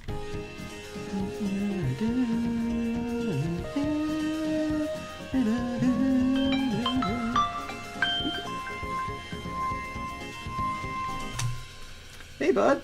What's going on? Hey, dude. Hey. Nothing much. Just thought I'd check in. Hey, nice. Interesting timing. I'm actually in the middle of a live stream right now. Oh, rip. Yeah, yeah. Hey, no worries. Are you streaming on, where are you streaming? On YouTube. Just on my YouTube channel. Pawn Shop Hell Ghost. yeah. Going through some Ableton projects, and, so, going through... Pop in. Oh, Yeah. And then I'll give you a call after the stream. Yeah.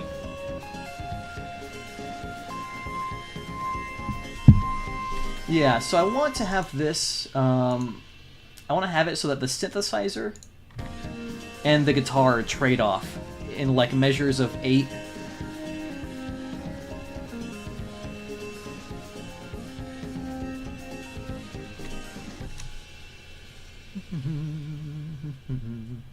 I'm actually going to send the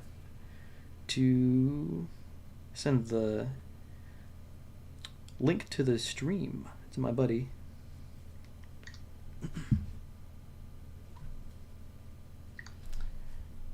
But this part of the melody needs some work. I like the first half of this. I like the first like 16 measures. I think it's pretty solid.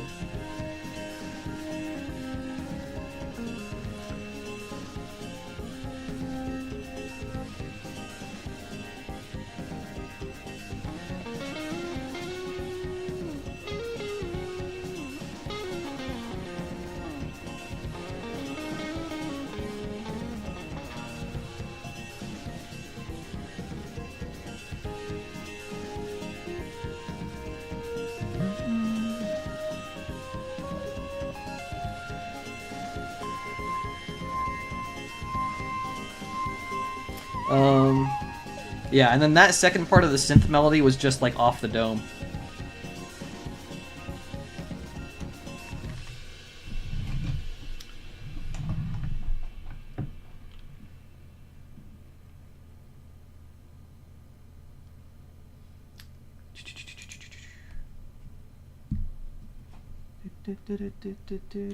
So I want to fix this. I'm not super happy with this one.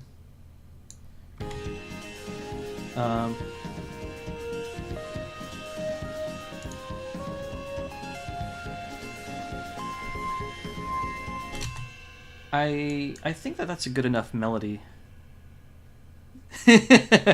No, that's all right.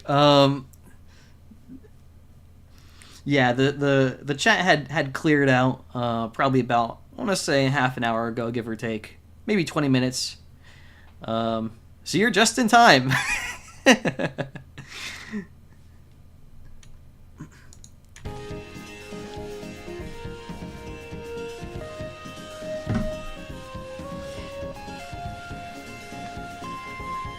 So I'm like, basically what I'm doing is this is like an old project that I'd written a long time ago, like back in like 2019, 2018 maybe, I don't know. And obviously at that time I was just like less good at, you know, playing and recording, and I had less tools at my disposal. So I'm going back and I'm revamping some old projects to sort of get some of my old creativity back, because I feel like I sort of hit a creative slump with the stuff that I was making recently. So instead of looking forward to new ideas, I'm looking backwards to figure out what I did in the past that I thought was really cool.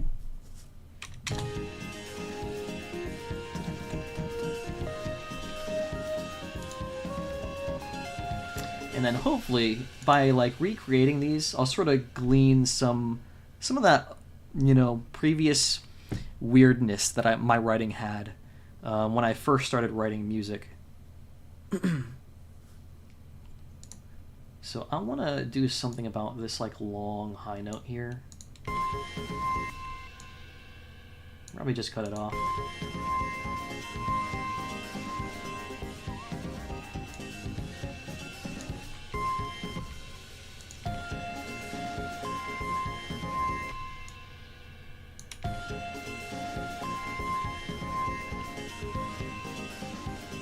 Oh, nice! Yes!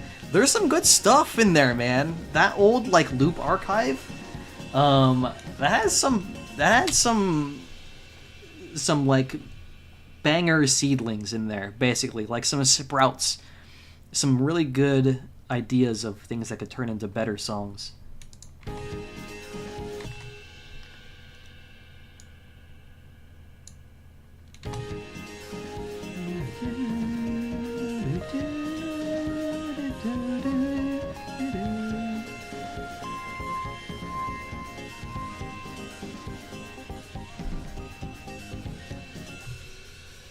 Phil had some crazy... it's funny because I was going through them, and I could always tell when a loop was made by Phil without even listening to it, because he would just write a whole song on the looper pedal. Like, the phrase would be like 3 minutes long, and I would be like, oh yeah, this is Phil. And sure enough, every time it was Phil.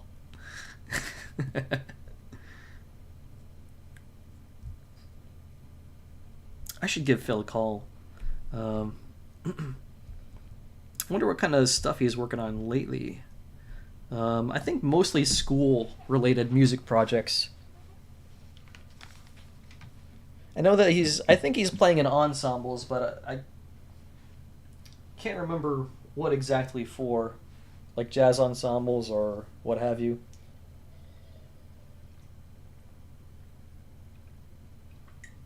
School stuff.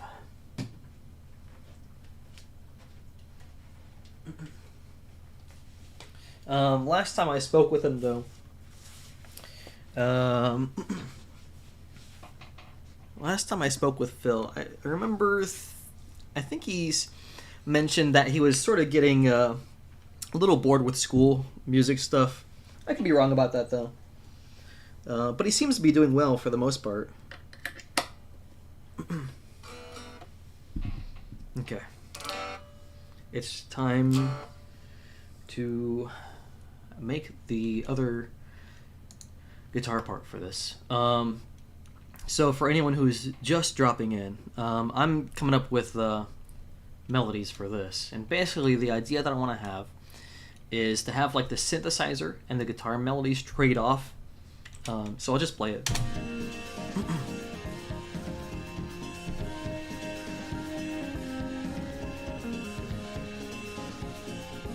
Oh, I should send Phil the link.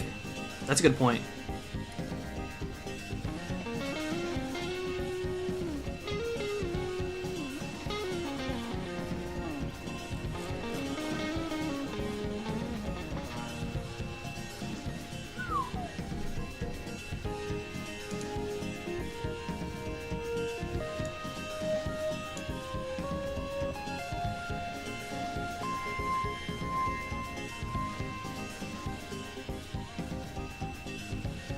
And right here is where I need to start the second guitar part.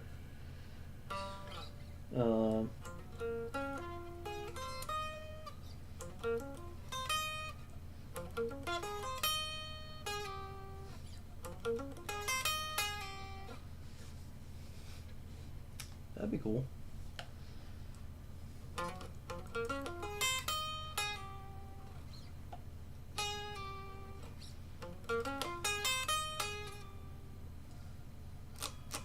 I like the sound of that.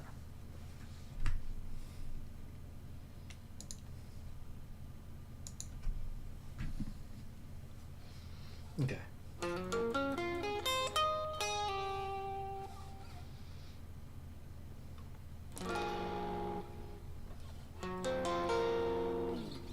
Okay, let's do it.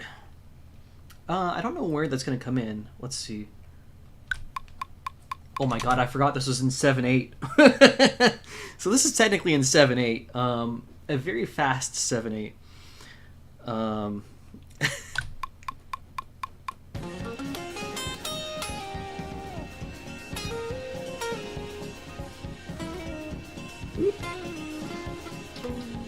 Not quite. Okay, that needs to be workshopped. But I like that intro.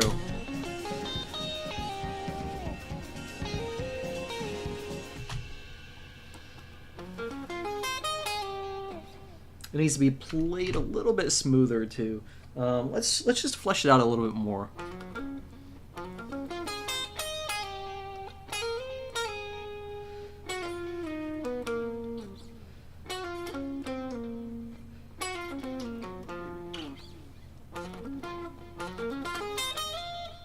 Oh, ooh.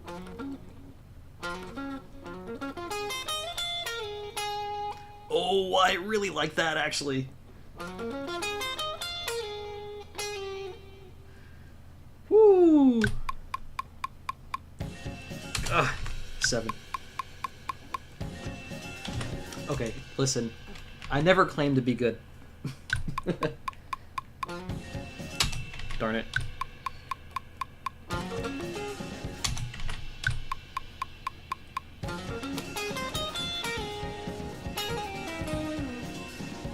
Nope.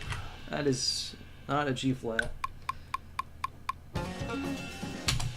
So something that I have trouble with, and I'm sure this is a common thing among folks who record stuff, is like when you are playing it, you're just sort of like, you're not even thinking about it, but as soon as you hit the record button, it's like you're thinking about the stuff that you're playing.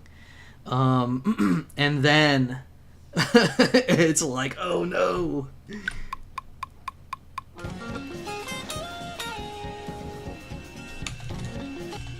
And I was early on that.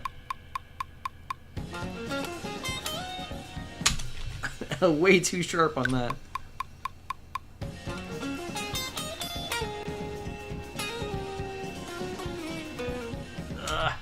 Okay, back to workshopping.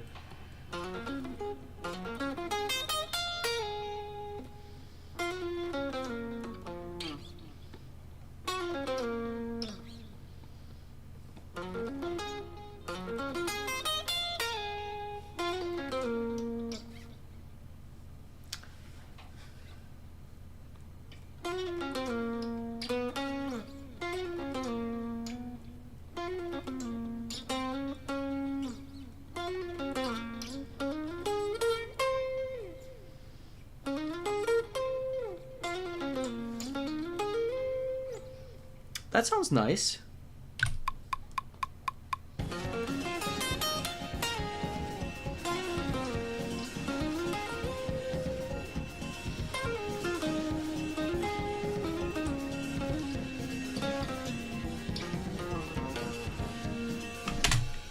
That wasn't terrible.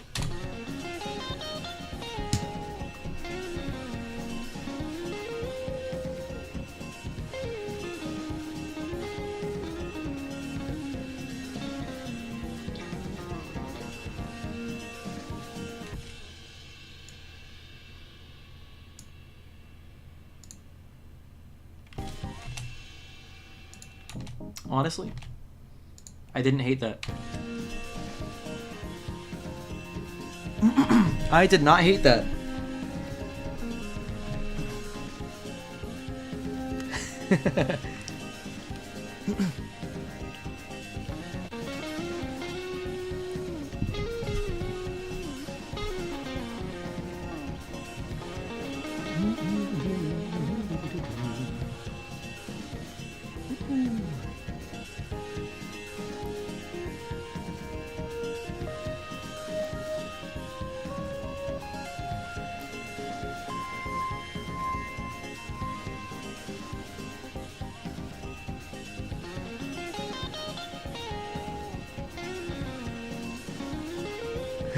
Pass the bulls in the chat.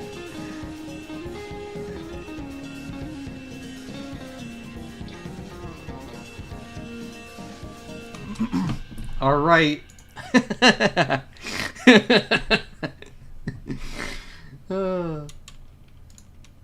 So true. So true. Okay, we're gonna turn the loop off and let it just run. And then this is where, in the original recording, this is where there would be like a drop. So everything would cut out for a second, you know, and then there would be a swell into like a big, huge, explosive chorus.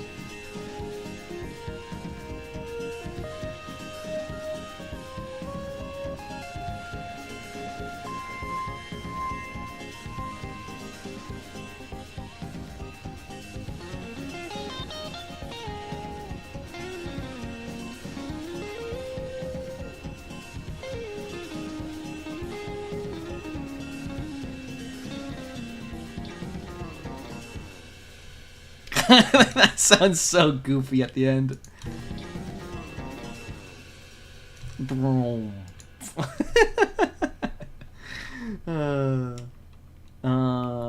Let's see, that's a synth melody. What is this? This is the arpeggio, I think. Yes, that's the arpeggio. Mandatory arpeggio that I put underneath of everything. What is this? Oh.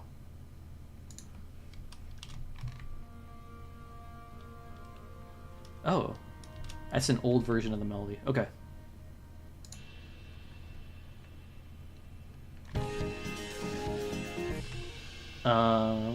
Okay. What do we got down here? Oh, this. Does this go anywhere? Not really. What is this? My organ? It looks like an organ.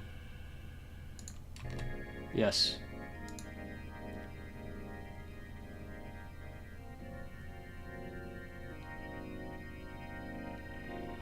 The dark and mysterious church organ. Vampires in the chat. All vampires, please stand up.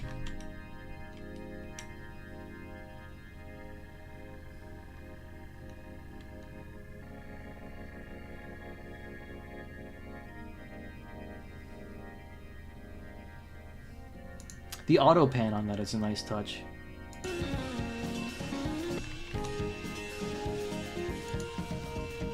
You know, it's funny how much room that takes up.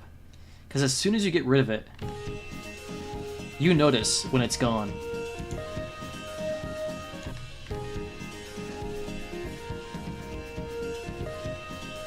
Like, when you're listening to it, it's sort of like hard to pick out.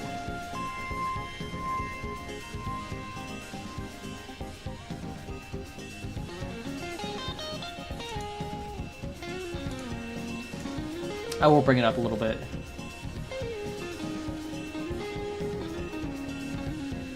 There we go. Nice even -10. Yeah, I think that's good. Alright, how do we transition into the chorus? Thank you, Derek.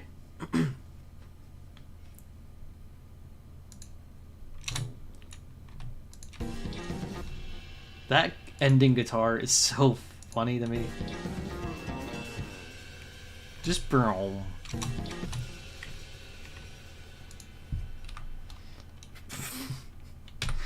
Yeah, we'll bring that back if we need it.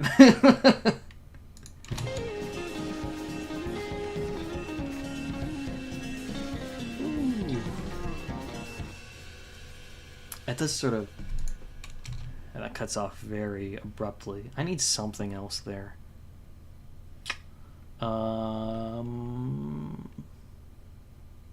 What chord do I use in the original? I know that the chords for the chorus were weird.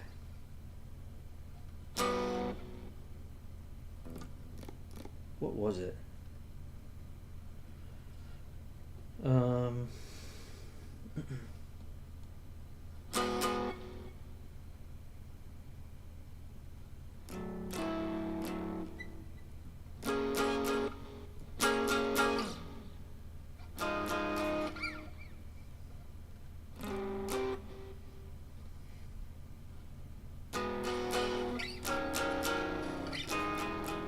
No. I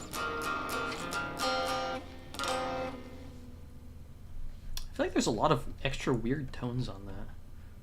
No, that's still the guitar channel. Maybe it's just the phase from the echo.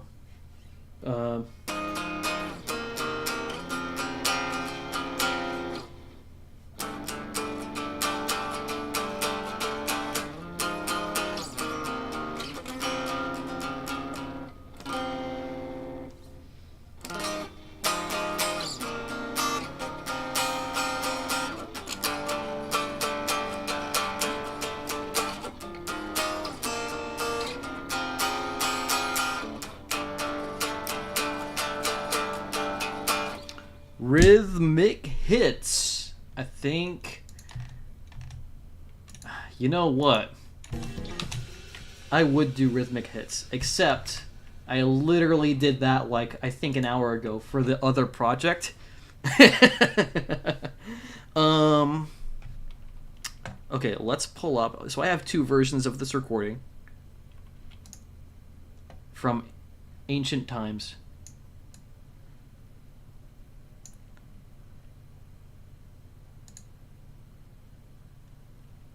Let's see. Hopefully this isn't too loud.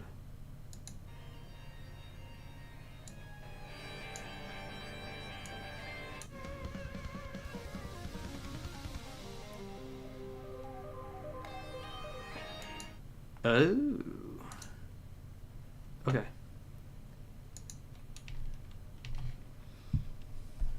Here, actually, I'll pull that up real quick, just so you can hear it. Because I did some pretty good work on it. Pretty sure I saved my work on this. I hope I saved it. I'm pretty sure I saved it. Ableton would ask me. Ableton would double check.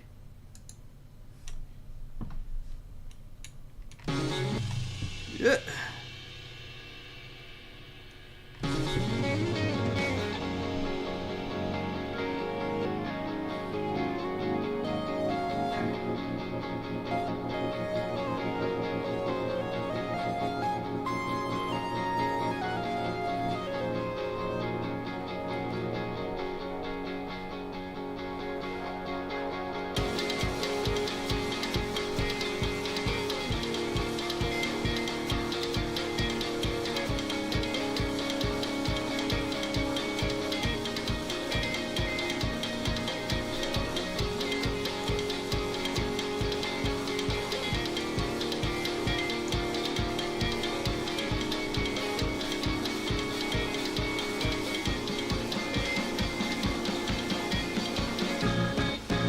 Oh my god, the mix on that is so bad. Okay, listen. Do not roast me. I just recorded this, okay?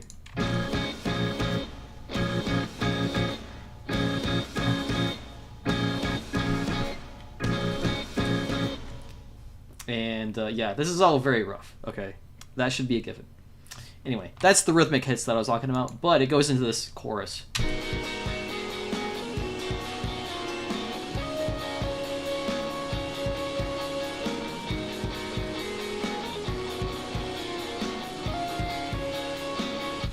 So there's like a big fill right here, which I need to record. There's like a big like bass and drum fill, and then goes into the chorus. And yeah, I love that organ sound. It sounds very like deep purpley, which I love. So yeah, and I should put that organ on the chorus as well. There's a couple things I need to put on this that are missing. One of them is a synthesizer which has like an LFO on it.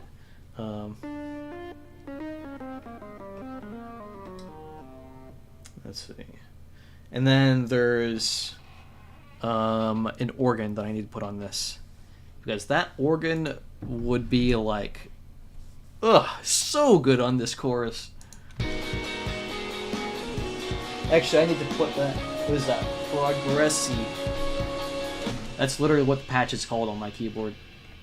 Where did I put that? Right there. Oh yeah, that's not the same patch.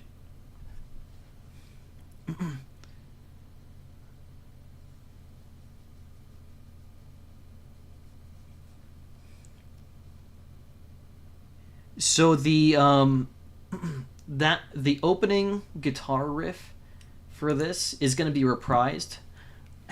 Doing it on the bass would be possible. I don't know how it would sound, but it's worth trying. It is absolutely worth trying. And it might sound really good. I need to, let's see, MX for the synthesizer. And then org. And then prog for the patch name.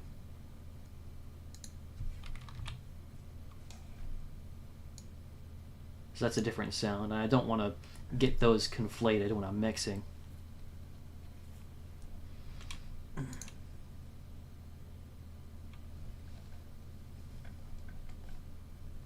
But yeah, I'm very... I need something else. There's something missing here. This whole... So the whole thing... like, the ideas here, I love. But it's missing something all the way through, and I can't quite figure out what it is. I'm going to have to do some more experimenting with this. So that way I can, like, you know, get... There's like a secret ingredient that I'm missing. I need to sort of suss it out, which will be a very tedious and long process that I'll probably do tomorrow. But for the sake of the live stream, we're going to switch gears. Oh, wait, here's another thing. Actually, I want to show you this. Where is it? Here. This one? Yeah. This is actually a brand new idea that I came up with like last month that I want to also expound upon, because this is going to be a banger.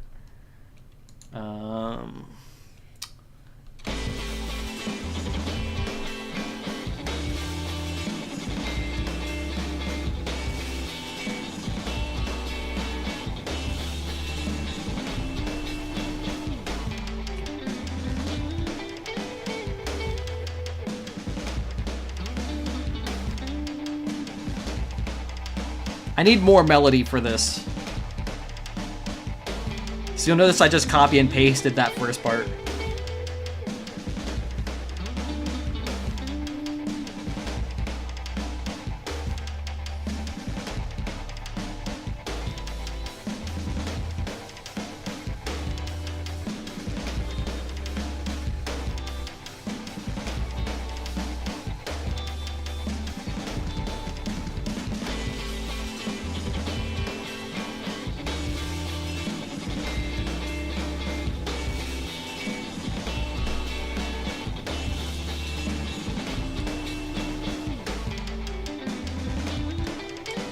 And I want to go through, so yeah. But yeah, that's like the main theme,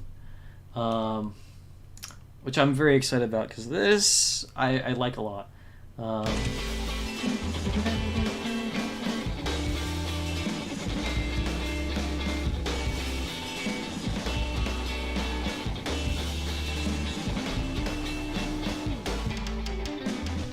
So yeah, go through that, you know, and then I need to add more melody here. And then probably I'll add a little bit more layering. So right now, for this part, so I have the guitar. You know what? I might even take the bass out for this, just for the sake of creating more room. Let's see how that sounds.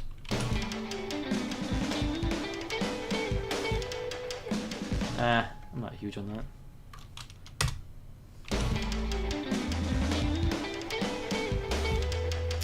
And I have this synth in here. This guy.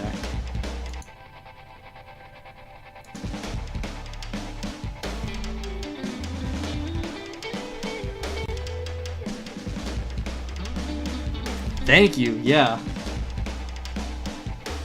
What did I do to these drums, actually?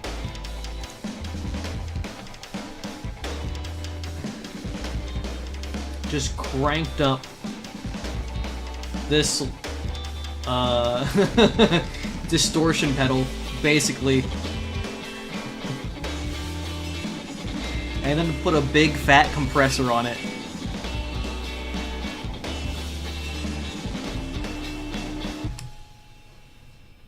Yeah. Yeah. So I need to do some work on that, because that one's gonna be crazy. If I can like get it pulled together, you know, like the form of the song. I don't know what I'm gonna. What's this over here? Oh, okay, yeah, I remember this.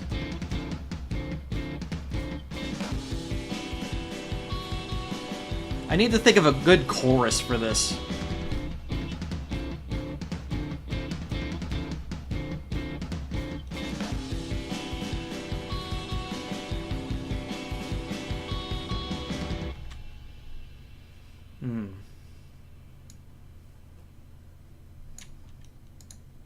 What does this sound like?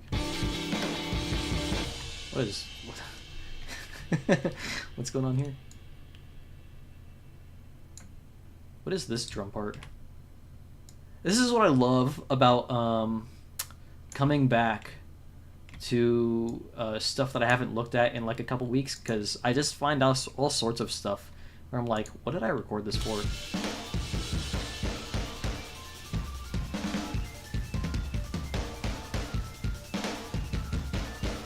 What in the...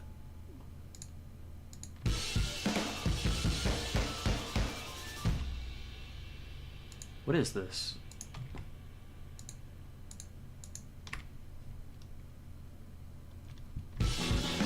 Oh.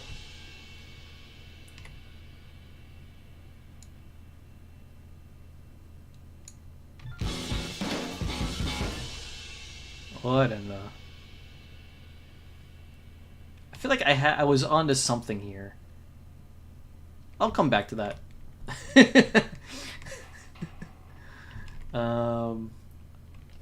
I think I remember what I was trying to do there. I was trying to make something with some weird rhythmic hits. Sort of similar to what Eric would make sometimes. I think that was my attempt at that. I'll have to iron that out. A lot of ironing to do. But anyway, let's get back to the thing.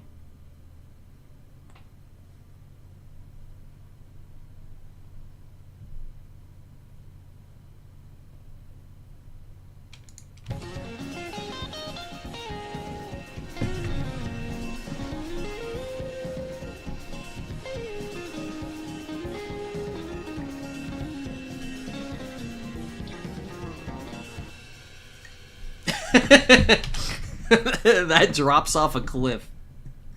That's so funny. We need continuity. But how?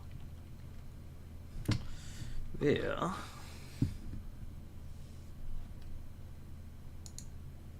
With a cool drum fill, for one. A super cool drum fill. That is the answer.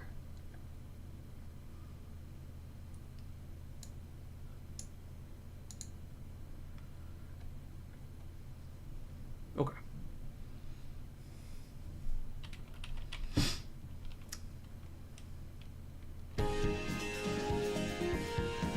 Oh, it's got a whole thing.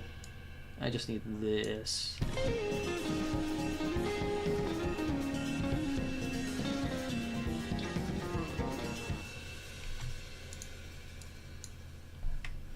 Was that Control E?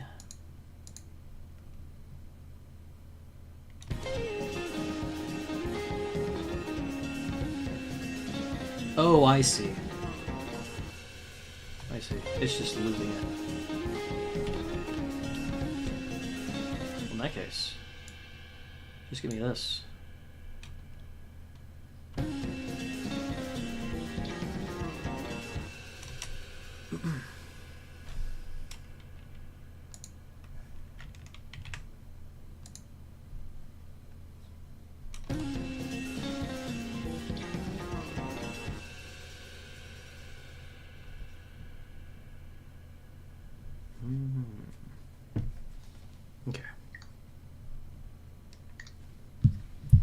This is the fun part.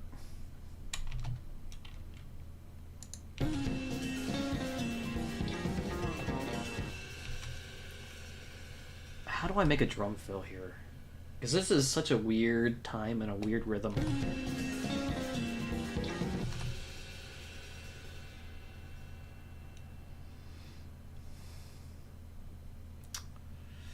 And I am very bad at making drum fills.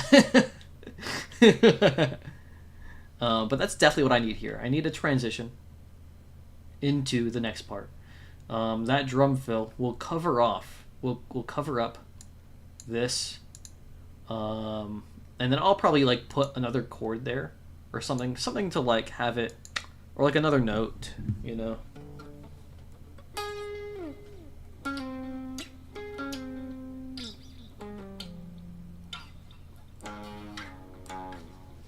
Yeah, I'll figure something out. It's like put there to give the guitar a little bit more continuity.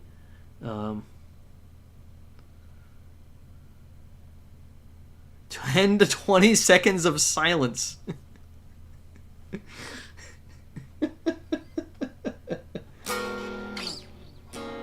This song would be entering a new genre.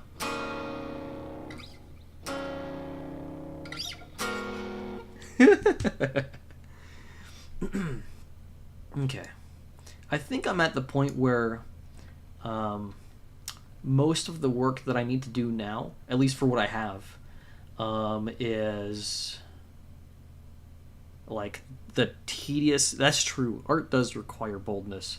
The tedious figuring out of how to transition from one thing to another thing. I guess I could like just put down some raw tracks for the chorus. I need to practice this though because the rhythm and the time for it is weird.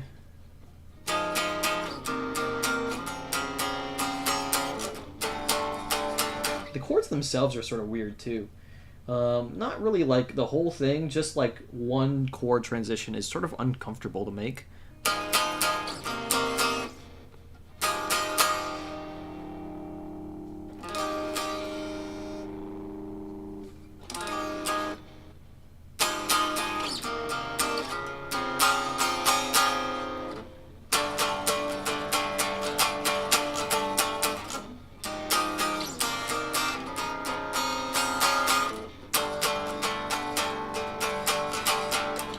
Yeah, so that's the chorus guitar part.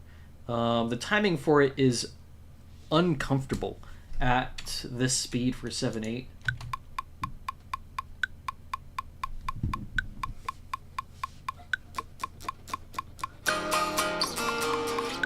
Because it's on beats and then it's off beats.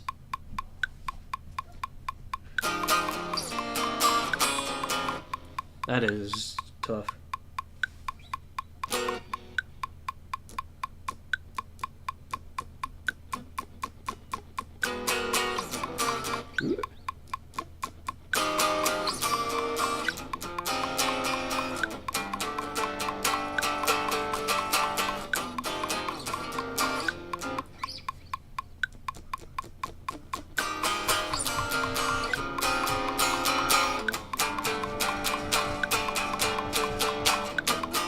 Yeah, I need to practice that.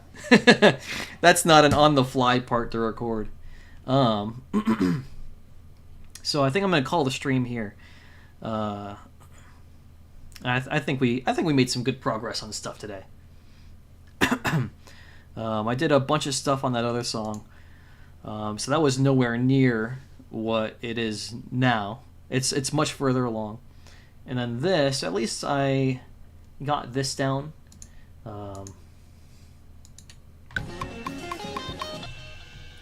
Which I'm pretty happy with. This even if this isn't the final product, this gives me something to work on, work with. So it's not just an empty space.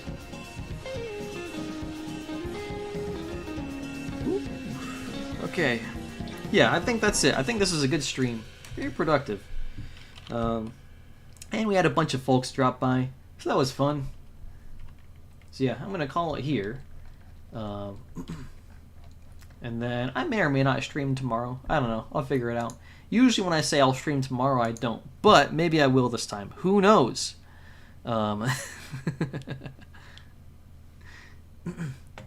So yeah, I would like to do more of this though. When I had first started making the previous EP, this is back before anyone was even like anyone even knew that I had this channel. I would do recordings. I would do streams of like, recording some parts of like those old demos for the Favoretta EP, and that was fun. So I'd like to get back into doing that. I'm gonna try to stream on like my days off, which will either be like on Tuesdays or Wednesdays, probably at night. But yeah, we'll see. Anyway, thank you everybody who dropped by and listened and was in the chat. Derek, all the rest of the guys went to sleep, but all the rest of the guys from the Elden Ring Discord, all fantastic, wonderful people. Everyone that dropped by chat is fantastic, wonderful people. And I hope you all have a great night.